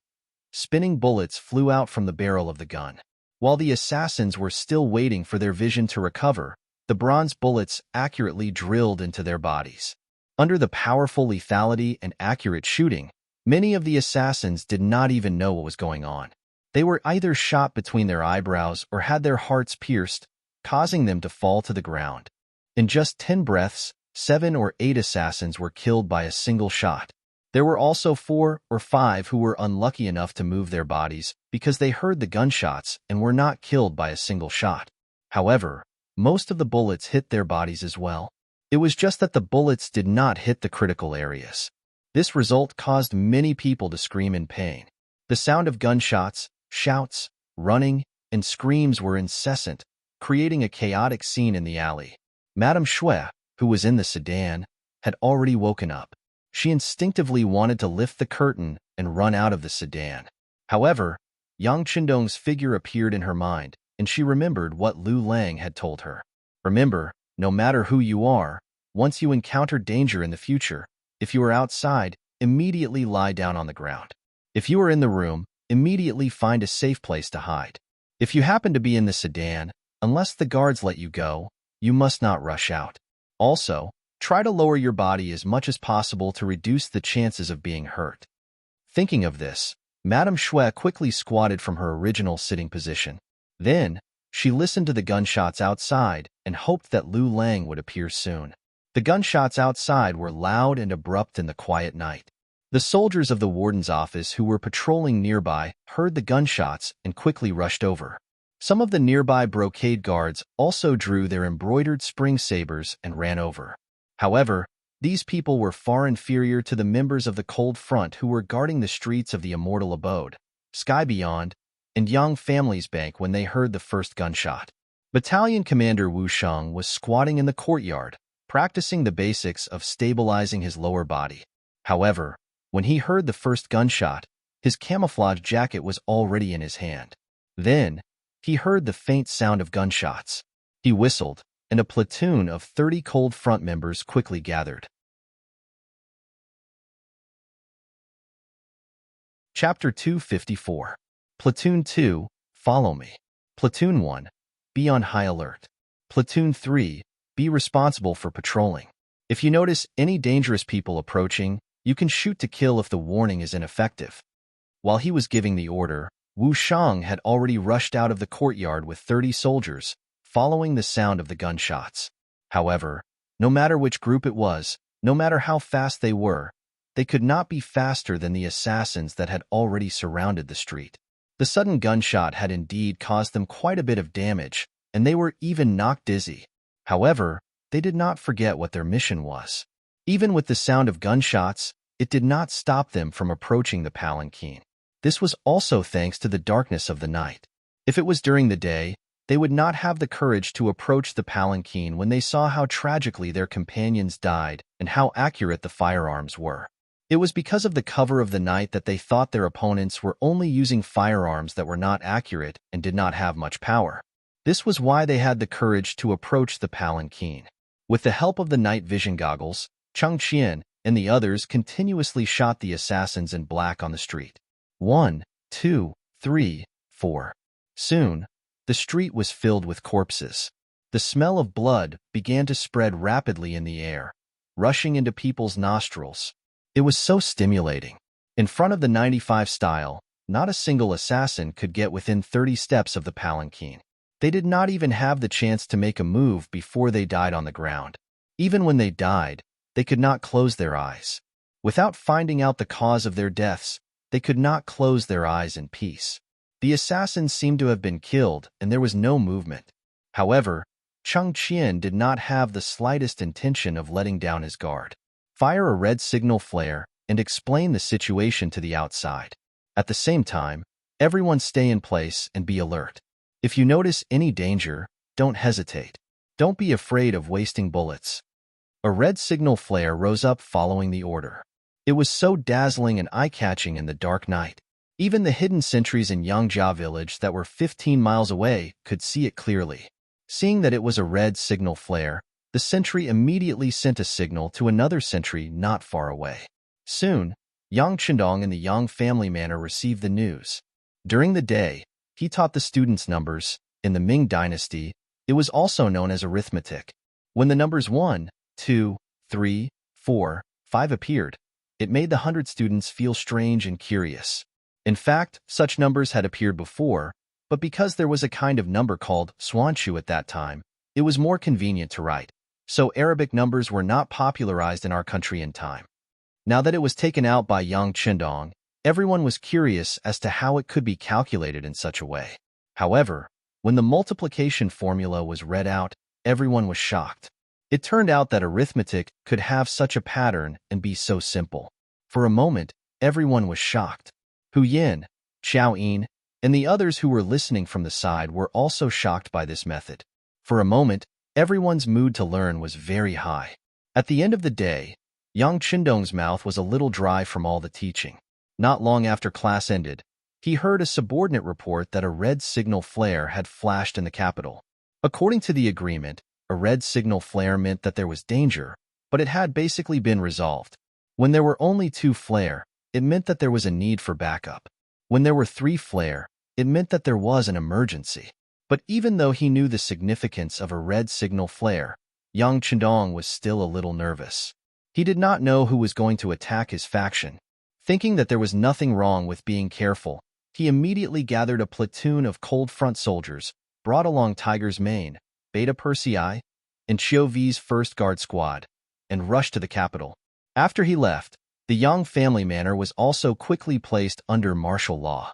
Battalion Commander Teng Shan led the remaining 2 platoons of cold front soldiers to guard it to ensure that nothing went wrong. In the capital, Cheng Qian's squad of soldiers had been on high alert this entire time. Even though the corpse was not far away, no one went to investigate. This continued until Battalion Commander Wu Sheng arrived with the first batch of soldiers. After the 2 sides met up, they immediately began to inspect and deal with the scene. Fortunately, they found 2 uninjured assassins and quickly detained them for a sudden interrogation. But just as this was done, the embroidered uniform guards and the 5 cities warden's office arrived. Just as they were about to approach the scene, they received a warning from Battalion Commander Wu Sheng. Those who have come, listen up. I don't care who you are. Which yamen do you belong to? This place has already been sealed off. No one is allowed to approach. Otherwise, don't blame the bullets for not having eyes. With Wu Sheng's words and the mention of the banner of his mercenaries, the soldiers of the 5 cities warden's office naturally obediently stood their ground. On the other hand, the embroidered uniform guards who came relied on their status to shout that they were the emperor's personal guards and had the right and duty to inspect everything. As they shouted, they also tried to move closer. Bang! Bang! 2 gunshots suddenly rang out, hitting the feet of the embroidered uniform guards who were about to step forward. The dust that was kicked up instantly taught them how to behave. The originally shouting voices immediately became much softer until there was no more movement. The mercenaries had once more used their strength to show the outside world that they were not subject to any restrictions. Anyone who dared to challenge their military discipline would have to pay the price in blood. No one moved forward, but this did not mean that no one was paying attention. On the contrary, it didn't take long for the upper echelons of the embroidered uniform guards and the 5 cities warden's office to arrive. This included Inspector Shi Hong, who had returned to the capital before the end of the year, Commander Sun Puer, Commander Lu Gue, and fellow Commander Ji Guang. What's going on in front? Why was there a gunshot? As soon as Shi Hong appeared, he asked arrogantly. Shi Hong had been promoted to Inspector General, Commander-in-Chief, and Count of Wuching for his meritorious service, and then he had led an army of 150,000 soldiers to battle the Walla. But because he had been too careless, he had been schemed against and lost the battle. If not for Yang Qindong's timely intervention, the capital would have been lost. Logically speaking, a defeated general was a guilty general and should have been punished and imprisoned. But in the Great Ming, nothing was absolute. Meritorious officials could not receive substantial rewards, while guilty officials could rise to the heavens in a single step. This was a characteristic of the time. In the Great Ming, a person's meritorious service was not determined by how capable they were. In the end, it depended on whether they obeyed the emperor and obeyed imperial authority. Shi Hong originally had the merit of being the emperor. This time, after he came back, he spent a lot of money and even bribed Jining. In addition, when he saw Zhu Qiyu, the Daizong, he was in pain with snot and tears. He said that he was loyal to the emperor and would listen to the emperor's orders. He was willing to do anything for the emperor.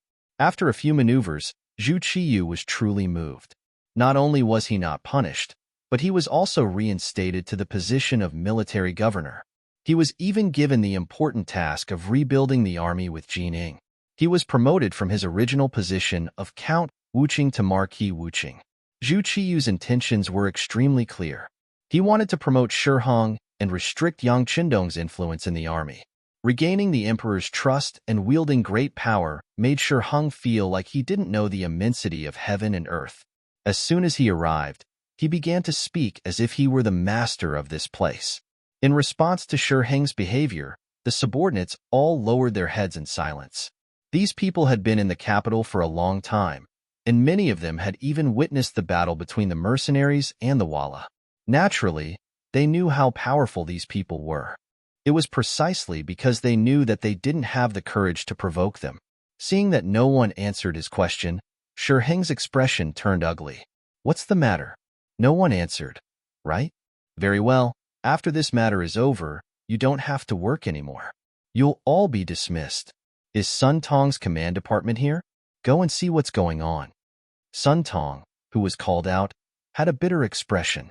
He had already known from the soldiers that this was a mercenary army doing something. He had a very clear impression of these people, and of course, he knew that they were not to be trifled with. Therefore, when he heard Shi Hong call out his name, he carefully moved closer to him and muttered, "Sir Inspector, this is a mercenary army doing something. It's not good for us to interfere too much." "What mercenary army doing? It's not good for us to interfere too much. Isn't this the capital of the Great Ming Dynasty? Humph. Since you're so cowardly, I think you don't have to work anymore. Forget it. I'll go take a look myself.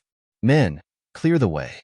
If anyone dares to block my way, arrest them as well," Shi Hong said nonchalantly, treating Sun Tong's good intentions as nothing more than ill intent. After Shi Hong gave the order, the soldiers he brought opened the path and walked toward the center of the battlefield with great fanfare. Not far away, LV Gue and Ji Guang saw all this, but neither of them had any intention of reminding them. Since someone wanted to clear the path, they could just let him do it. It was also a good opportunity to see if these mercenaries really dared to provoke anyone and not give face to anyone. Shi Hong, who didn't know what others were thinking and had only heard of the mercenary army's name, walked toward the center of the battlefield under the gazes of the crowd and the lanterns held by several of his trusted aides. On the dark street, several lanterns slowly walked over. This scene was particularly eye-catching and naturally attracted the attention of Battalion Commander Wu Sheng. "Who are you? Stop. If you continue to walk forward, we won't be polite. This official is the Great Ming Dynasty's inspector, and I have the authority to command the military camp in the capital. Who are you? Why are you making such a big commotion in the middle of the night?" Shi Hong walked forward under the protection of his soldiers and questioned loudly. Based on his experience, it was very easy to intimidate others with this kind of momentum and make the opponent feel afraid. Chapter 255. They approached with a menacing aura, giving off the impression that a large army was approaching. If it was a normal Ming soldier, he might feel afraid and guilty. However, in front of the most elite cold front, there was a limit to what he could do. The first thing to do after entering the cold front was to train one's courage. If one did not have enough courage and was timid, they would never be able to enter this elite new army. Hence, Shi Heng's self-righteous yelling did not have any effect. On the contrary, Wu Shang casually took out his pistol and pointed it at Shi Heng's direction. He said, "I don't care who you are. Before the Duke of Loyalty arrives, no one is allowed to come close. Please stop." When Shi Heng heard someone mention the name of the Duke of Loyalty and Courage, his face was filled with dissatisfaction. Ever since he returned to the capital, he had heard of the Duke of Loyalty the most.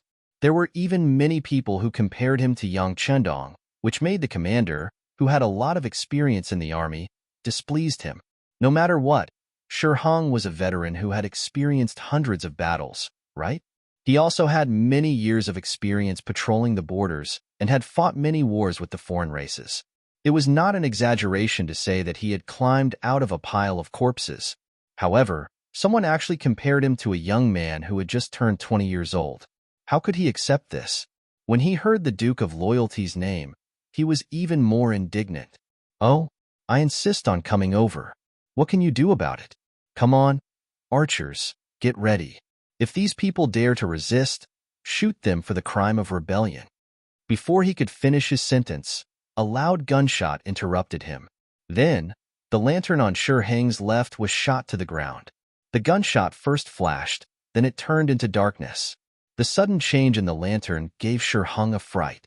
He instinctively leaned towards the lantern on the right. Just as he was about to lean over, there was another loud gunshot, and the other lantern was extinguished. The two consecutive gunshots were a warning. This was a warning from Wu Shang to Shi Heng. It could also be seen as a warning from the mercenaries to the great Ming army. Two gunshots rang out, and the effect could be said to be very good. At least the scene was quiet, and it seemed that they were really frightened. After a few seconds, Shi Heng suddenly shouted, "Come, these mercenaries are going to kill the imperial court officials. All archers, get ready." As soon as he shouted, the soldiers of the warden's office of the 5 cities took out the bows and arrows on their backs and prepared to draw their bows and arrows. Although it was still dark, there was a feeling of mutual hostility. Any veteran with some sense of battlefield could feel a kind of suffocating pressure. Under the invisible pressure, some soldiers began to tremble. This was a human's instinctive reaction when faced with fatal danger. Compared to the reaction of some of the great Ming soldiers, Cheng Qian also became a little nervous. However, he was more worried about the safety of the third madam than himself. In the eyes of Cheng Qian and the other mercenaries, their lives were already the 6th young masters. Their deaths were not regrettable. After all, the first lesson on the first day of joining the mercenaries was to face death and not be afraid of death. However, the third madam was different. If something happened to her, even if they all died, it would be difficult for them to truly close their eyes and die in peace. Under the night vision goggles, he saw that there were at least 300 great Ming soldiers with bows and arrows. He imagined that when these arrows came from a distance, he and the other mercenaries would not be able to survive. Then, no one would be able to protect the third madam. For the first time, Wu Sheng lowered his head and said, "The third madam of the Loyal Guild is in the sedan. If she is hurt, have you thought about what the Loyal Guild will do?" Cheng Qian's voice was very loud and seemed to be clearer in the darkness. When it reached the Ming army, the expressions of LV Gue, Jiguang, Sun Tong, and the others changed drastically. They had all dealt with Yang Chendong and even tried his methods. Although this duke was young, his methods were really terrifying. If they really pushed him to the edge, they were afraid that no one present would be able to get away with it. No one would have a good ending. Among the crowd, Sun Tong's reaction was the fastest. In fact, he had received the most kindness from Yang Chendong. "Admiral, the third madam of the Loyal Guild is also here. It's better not to shoot arrows casually. Once innocent people are hurt, the consequences will be serious." "What consequences will there be?" Shi Heng, who had already shot the arrow on the bow, responded coldly. "Even if the third madam of the Loyal Guild is here, she will be sacrificing herself for the country. I think the Loyal Guild will understand." Shi Heng's meaning was very simple. He wanted to use the excuse of disturbing the Ming army to deal with the mercenaries and destroy their prestige. As for the so-called third madam of the loyal guild, they could only blame it on their bad luck. He really wanted to see what the young Chandong would do after such a thing happened.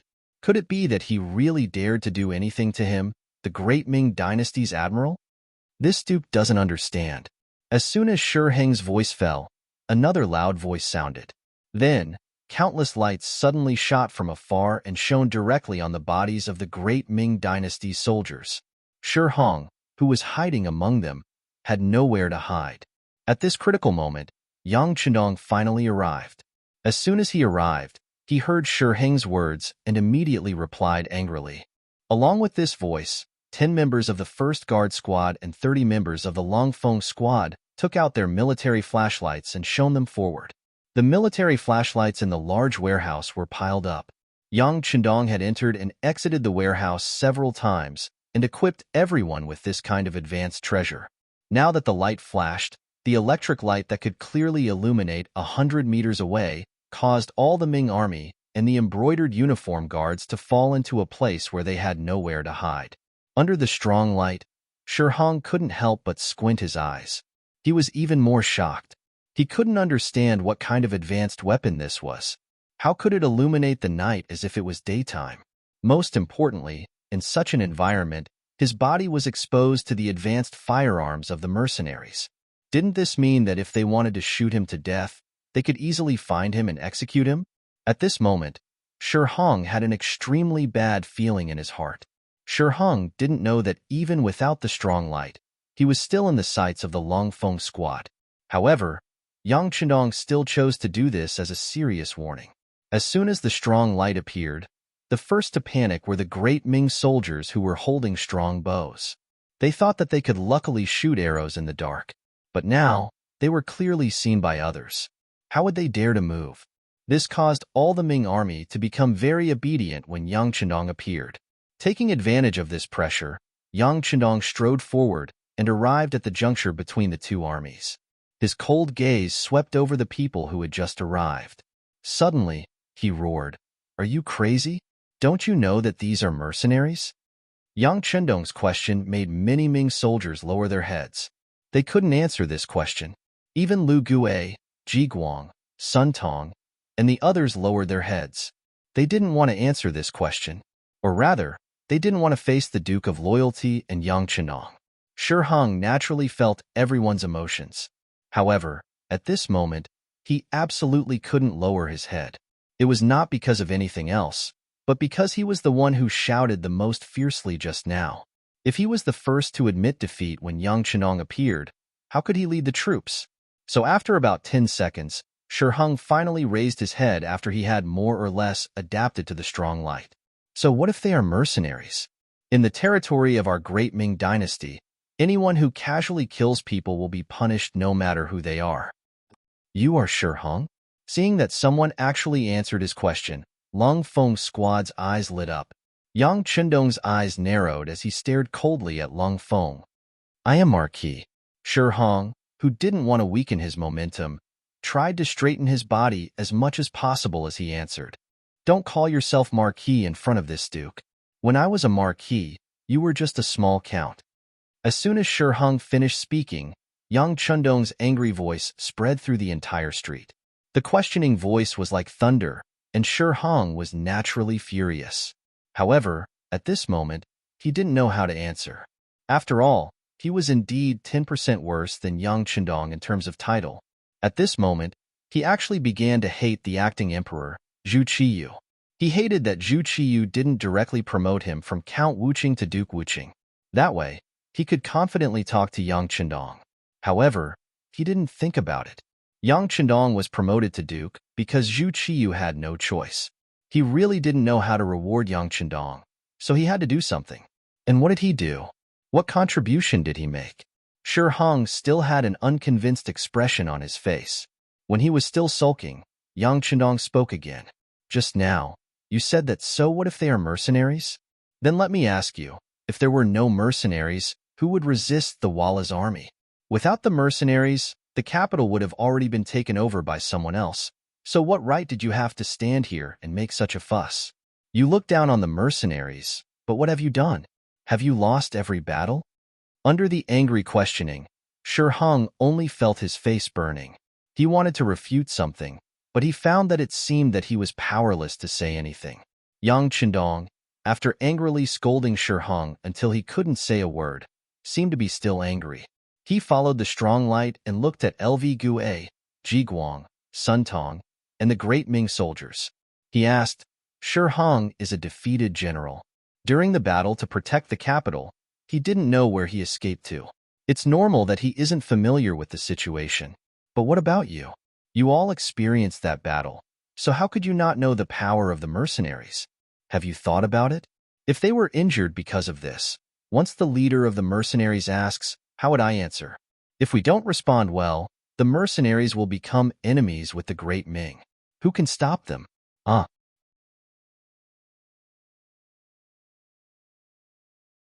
Chapter 256. And you genie guards, don't you like to join in the fun? Do you like to watch the fun? You clearly know that this Duke's third madam is here, but you didn't say anything. Do you want the previous incident to happen again? In anger, Yang Qindong said threatening words. As for the previous incident, it was naturally referring to the eunuch who claimed to be his duke and clashed with Yang Qindong's title of duke. Later, when the reminder was to no avail, more than 10 eunuchs and stewards were threatened in one night and almost lost their lives. After that incident, no eunuch called himself master anymore. Even if they had to call him master, they had to call themselves master. Now, Yang Qindong mentioned this incident. It was obvious that he intended to admit that he arranged for someone to do that. But with such an admission, LV Gue did not dare to question him. On the contrary, he hurriedly lowered his head. He, who had experienced Yang Qindong's power more than once, naturally knew the serious consequences of angering him. As soon as Yang Qindong appeared, he first reprimanded Shi Hong. Then, LV Gue, Jiguang, and Sun Tong did not run away. Even the soldiers of the great Ming dynasty lowered their heads in shame. With such momentum, there was no need to continue the war. The winner had already been decided. Under the angry reprimand, no one dared to confront him. Yang Qindong seemed to be less angry. He turned around and walked to the side of the soft sedan. As soon as he opened the curtain, Madame Snow, who was wearing a brocade robe, plunged into Yang Qindong's arms and shouted, Lu Lang, I'm scared. I almost couldn't see you again. Don't be afraid. With Lu Lang here, no one will dare to bully you. Yang Qindong reached out and patted Madame Snow's back. He looked at Cheng Qian and said, Tell me, what's going on? Master, it's like this. In order not to expose his relationship with Yang Qindong in front of outsiders, Cheng Qian did not call him the sixth young master directly. Instead, he called him master. Tonight, we'll send third madam back to Yang Manor. From Cheng Qian's mouth, he recounted everything that happened that night from beginning to end. From these words, everyone finally understood what had happened and why the mercenaries had opened fire in the city. At the end of his speech, Cheng Qian pointed to the ground and said, Duke, all the bodies of the killers are here. There are still 2 survivors. They just confessed that they are the subordinates of Lu San, a scoundrel in the city. They were ordered by their boss to cause trouble for third madam. Lu San? Yang Qindong repeated the name, his eyes filled with murderous intent.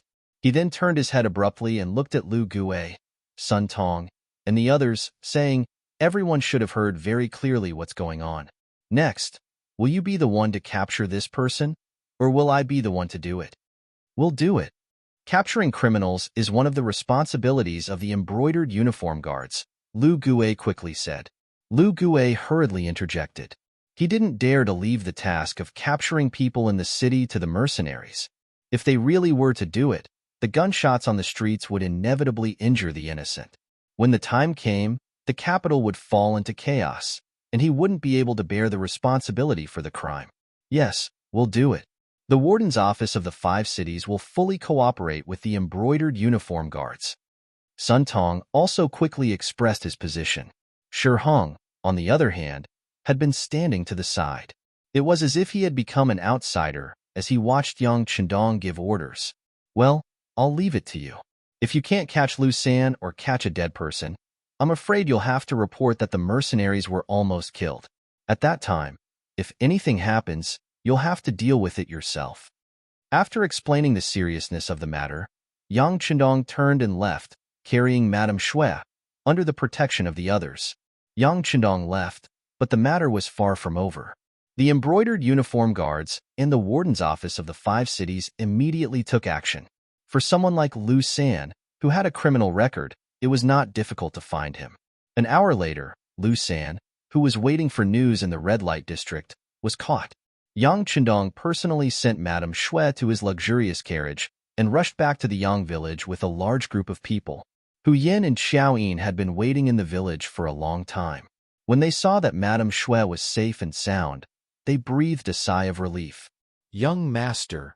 In the courtyard of the inner courtyard, Yang San had already knelt on the ground. The security bureau had not noticed Lu San's sudden action at all, which was a dereliction of duty. Fortunately, Madame Shui was fine. Otherwise, Yang San really did not know how to face the young master.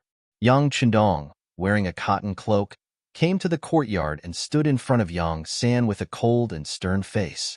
Yang San was obviously angry, which made him feel even more at a loss and lower his head. Tiger's Mane and Beta Persei stood on either side of Yang Chendong. They wanted to say something for Yang San, but before they understood the young master's meaning, they did not speak. The tense and depressing atmosphere lasted for a while. When Yang San could not help trembling because of the pressure, Yang Chendong finally said, "Try to control as many forces as possible. This kind of thing will not be allowed to happen again. As for how much money you need, just write a report." Yang Chendong's voice contained no emotion. Madame Shui had almost had an accident. It was impossible to say that he was not worried, but it was also impossible to blame the security bureau. After all, the capital was too big and there were too many people. How could they be aware of everything? The only thing they could do now was to constantly increase the strength of the guards and strengthen the strength of the security bureau. With enough money, they should be able to take some precautions. Yang San had been kneeling on the ground. It was not until Yang Chendong left that he slowly stood up. Tiger's Mane, who stayed on the side, stepped forward and comforted the subordinate. "Don't blame the young master for being angry. Madame Shui almost had an accident this time. Anyone would not be able to bear it." "I know. The young master has been very kind." Yang San nodded heavily. Of course, he did not blame the young master. He had thought that after such an incident, he would not be able to keep his position and might even be kicked out of the family. However, the young master still gave him a chance. As the saying went, a gentleman would die for his bosom friend. Even though Yang San's life had long been the young master's, this belief became even more firm. Not to mention how angry Yang Chendong was in the Yang manor. After Lu San was captured in the capital, he did not even last a night. Under the various methods of the brocade guards, he confessed everything. He directly said that Yu Xiong had spent 50,000 taels of silver to hire him to make trouble for the Duke of Loyalty. Yu Xiong was the mastermind behind the scenes. Once the result was out, someone sent the news to the palace, someone sent the news to the Yang Manor, and someone sent the news to the Yu Manor. Imperial City, Imperial Palace. Last night's incident had already been reported to the emperor. The acting emperor, Zhu Qiyu, had already learned the whole story from Jin Ying and Shi Heng. Zhu Qiyu did not comment on the fact that Yu Xiong wanted to make trouble for Yang Chendong. There were always some people in the world who were incomparably daring. Even he couldn't help but want to curse them for seeking death. But on the other hand, the fact that the mercenaries had killed people in the city truly displeased him. This was the capital of the great Ming dynasty, at the foot of the imperial city. The mercenaries had brazenly killed people on the streets. When had they ever cared about what other people thought? Who had given them the authority to enforce the law? But Zhu Qiyu had no choice but to suppress his anger. After all, he had long ago known of the strength of the mercenaries. Walla had not been a match for them, so how could he be a match for them now? He was the emperor, the sovereign of the 9 and 5, but in his own territory, there were things that he could not interfere in. He felt incredibly vexed. "Sirs, tell me what you think." Zhu Qiyu's voice was cold, indicating that he was not in a good mood. In fact, he was in a terrible mood. Shi Heng and Jin Ying looked at each other. Then, the military commander plopped to the ground and said, "Your Majesty, it is said that the fist is the absolute truth. For the mercenaries to dare to do this, they are clearly looking down on imperial authority. This subject believes that if we want to put an end to this, we must first strengthen ourselves. This subject requests that Your Majesty increase the amount of silver and increase the speed of recruiting soldiers. At the same time, we must equip 3 firearm battalions and 1 artillery battalion. Once we have enough strength, no one will dare to challenge imperial authority or Your Majesty. I second the motion. Jining also knelt on the ground and voiced her support for Jining. As Zhu Qiyu's most trusted subjects, the two of them were well aware of their positions. Only when the emperor's authority was strong enough would their authority be secure. Just as they had said earlier, if the army could be completed sooner, with 3 firearm battalions and 1 artillery battalion, they would have the strength to fight against the mercenaries. When the time came, if they really wanted to attack, once the cannons were fired, the entire place would be razed to the ground. At that time, who would dare to look down on them and the emperor? That's right, my dear subject, you are right. The fist is the absolute truth. How about this? I will immediately increase the amount by 2 million taels of silver to expand the army. Zhu Qiyu nodded repeatedly, looking as if he had been persuaded by Shi Heng's words. Hearing that it was only 2 million taels of silver, Shi Heng was a little unwilling. This amount of silver was enough to build a normal army, but this time, they were building 3 firearm battalions and 1 artillery battalion. That was definitely an act of burning silver. 2 million taels was really not enough. Just as Shi Heng was about to raise his head and say something, he heard Jin Ying's quiet reminder. Lord Shi, don't go too far. Some things need to be discussed at length. As one of Zhu Qiyu's personal attendants, Jining naturally had a deep understanding of this emperor. This emperor was an ambitious person. His courage was no less than Zhu Qiju's. His mind was flexible and he was open-minded. He treated his subjects well, but there was one thing that was a little too stingy.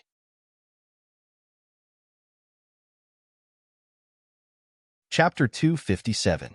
Of course, this also had a lot to do with the fact that the national treasury had only recently been paying out and not coming in. This time, taking out 2 million at once was already the limit. If Shi Heng made another request, not only would he not increase it, but it was also uncertain if the 2 million would even arrive. Shi Heng, who was about to say that the silver was too little, immediately shut his mouth when he heard Jin Ying's suggestion. He kowtowed to the ground and said, Thank you, Your Majesty. This subject will immediately go and build a new army. I believe that it won't be long before the great Ming's army returns to its former glory. Very good. Hearing Shi Heng's promise, Zhu Qiyu's face finally revealed a trace of a smile. As long as he had a strong army, he wouldn't have to rely on or fear anyone. He could defeat Ingzong and unify the great Ming. He wouldn't have to worry about the expressions of the mercenaries. Just as Zhu Qiyu's face was filled with yearning, the eunuch on duty outside the door walked in and said in a sharp voice, Reporting to Your Majesty, Minister Yu of the Ministry of Justice requests an audience. Yu Shiyue? What is he doing here? Hearing this, Zhu Qiyu, who still didn't understand what was going on, was at a loss. However, the head eunuch, Jin Ying, had already whispered, Your Majesty, that Yu Xiong is Minister Yu's grandson. Oh, right. Zhu Qiyu nodded. Then, he looked at Jin Ying and Shi Heng and said, My 2 beloved subjects, what do you say about whether we want to see him or not? The 2 important subjects looked at each other and shook their heads. In the end, it was Jin Ying who took the initiative to say, Your Majesty, Yu Xiong is extremely daring. He wants to harm the Duke of Loyalty and Courage. Since this is the case, I'm afraid we won't be able to protect him. That's right. Shi Heng nodded heavily in agreement. Obviously, what happened last night had left a deep impression on Shi Heng. After witnessing the power of advanced firearms, the shadow of death had been shrouding him. If it was not possible, he absolutely did not want to offend this loyal duke, because he did not know what the other party would do in anger. If the other party really wanted to kill him, even if he went back to the emperor to make the decision for him, what meaning and use would it be if the dead could not be brought back to life? Jin Ying and Shi Heng had the same idea. Zhu Qiyu nodded and made her decision. He naturally knew what Yu Shiyue meant by coming here at this time. However, he had to pay the price for doing something wrong. What's more, he had offended Yang Chendong. He deserved it. Even with his identity as the emperor, he couldn't say anything. Since he couldn't make the decision for him, it was better not to meet him, so as to avoid hurting the relationship between the ruler and his subjects. Pass down the message. Say that Zhun is not feeling well. If there is anything, say it at the morning court tomorrow. Zhu Qiyu waved his hand at the young eunuch who came to report. He made the decision to not meet him. The young eunuch left. Yu Shiyue, who was waiting outside the palace, heard the emperor's words and sighed deeply. Then, he shook his head and slowly turned to leave. His grandson was extremely daring. He had actually taken the initiative to find trouble with the loyal duke. After learning of the matter, Yu Shiyue knew that things were not good. His first reaction was to see the emperor and plead for leniency. He thought that no matter what, he was an old official and an important official. The emperor should give him some face.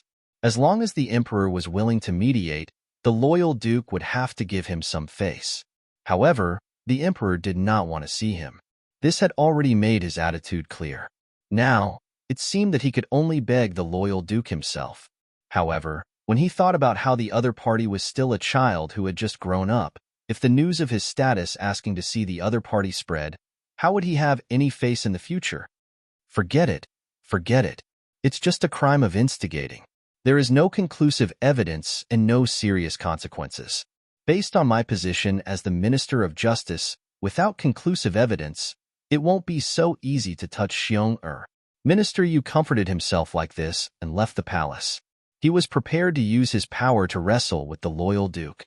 Yu Shiyue was a person who had studied since childhood. He had a photographic memory and could recite with a glance. In the 13th year of Yongle, 1415, he became a grand scholar and served as an imperial censor. After Zhu Qiyu ascended the throne, he was promoted to the position of Minister of Justice.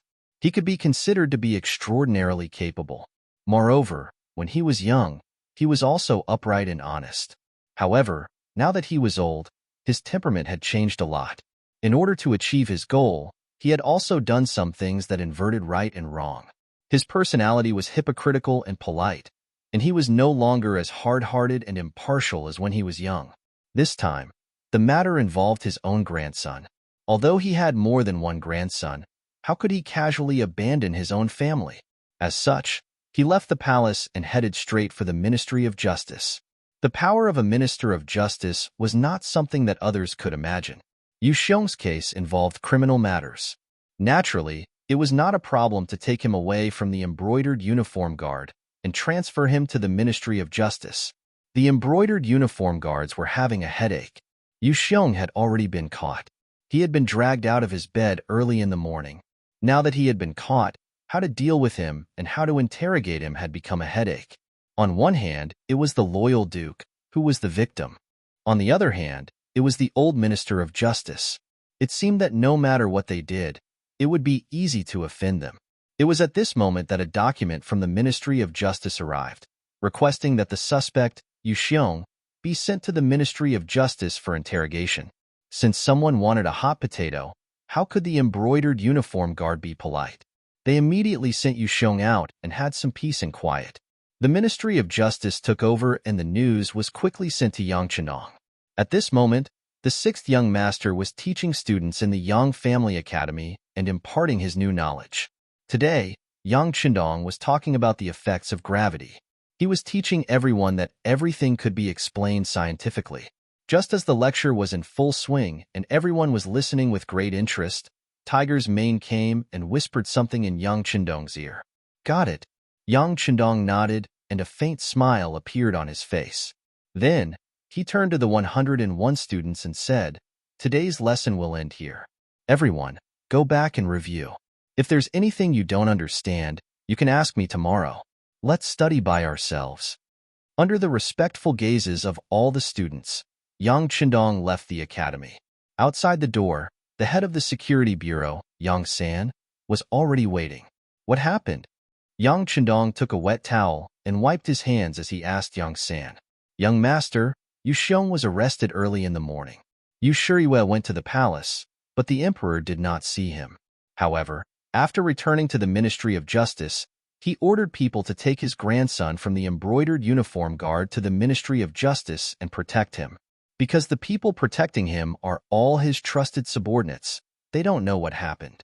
However, it can be seen that they have no intention of compromising and are still holding on to hope. Yang San explained everything he knew to Yang Chendong and then stood respectfully to the side. His job was only to tell the truth. As for the specific decisions, it was up to the young master to make the decision. Oh, haha, this minister you wants to compete with this young master. Yang Chendong was not surprised at all. On the contrary, he chuckled. However, the smile quickly disappeared. Did you find the person I asked you to find? The so-called looking for someone referred to how Yu Xiong had forced her husband to write a letter of separation in order to protect himself in a foreign land in order to get a woman. A few days ago, when Yang Chenong met with Yu Xiong, he arranged for the security bureau to search for Yu Xiong. There should be news by now. We found him. According to the young master's orders, he is coming to the capital under the protection of the security bureau. He will probably arrive tomorrow night. Yang San said with his chest puffed out. It was already a dereliction of duty that they did not receive any news of the attack on the third madam. Now, they could not allow any more mistakes. Not bad. Hearing that the person would arrive tomorrow night, Yang Chendong's face regained its confidence. Inform Assistant Minister Su that this young master wants to see him. The so-called Assistant Minister Su was naturally the right Assistant Minister of the Ministry of Personnel, Su Yozhen. This person had publicly impeached Yang Chendong, but in reality, he was the first person to side with him. It was time for him to come in handy. Su Yozhen was one of the most powerful officials in history. Unfortunately, in his later years, he became an official who was punished. Because of Yang Chendong's appearance, his life was completely changed. At the very beginning, Su Yozhen was merely an imperial censor. When she was a mere 7th-grade official, she wasn't valued at all. It was Yang San who suddenly found him and gave him a large sum of money.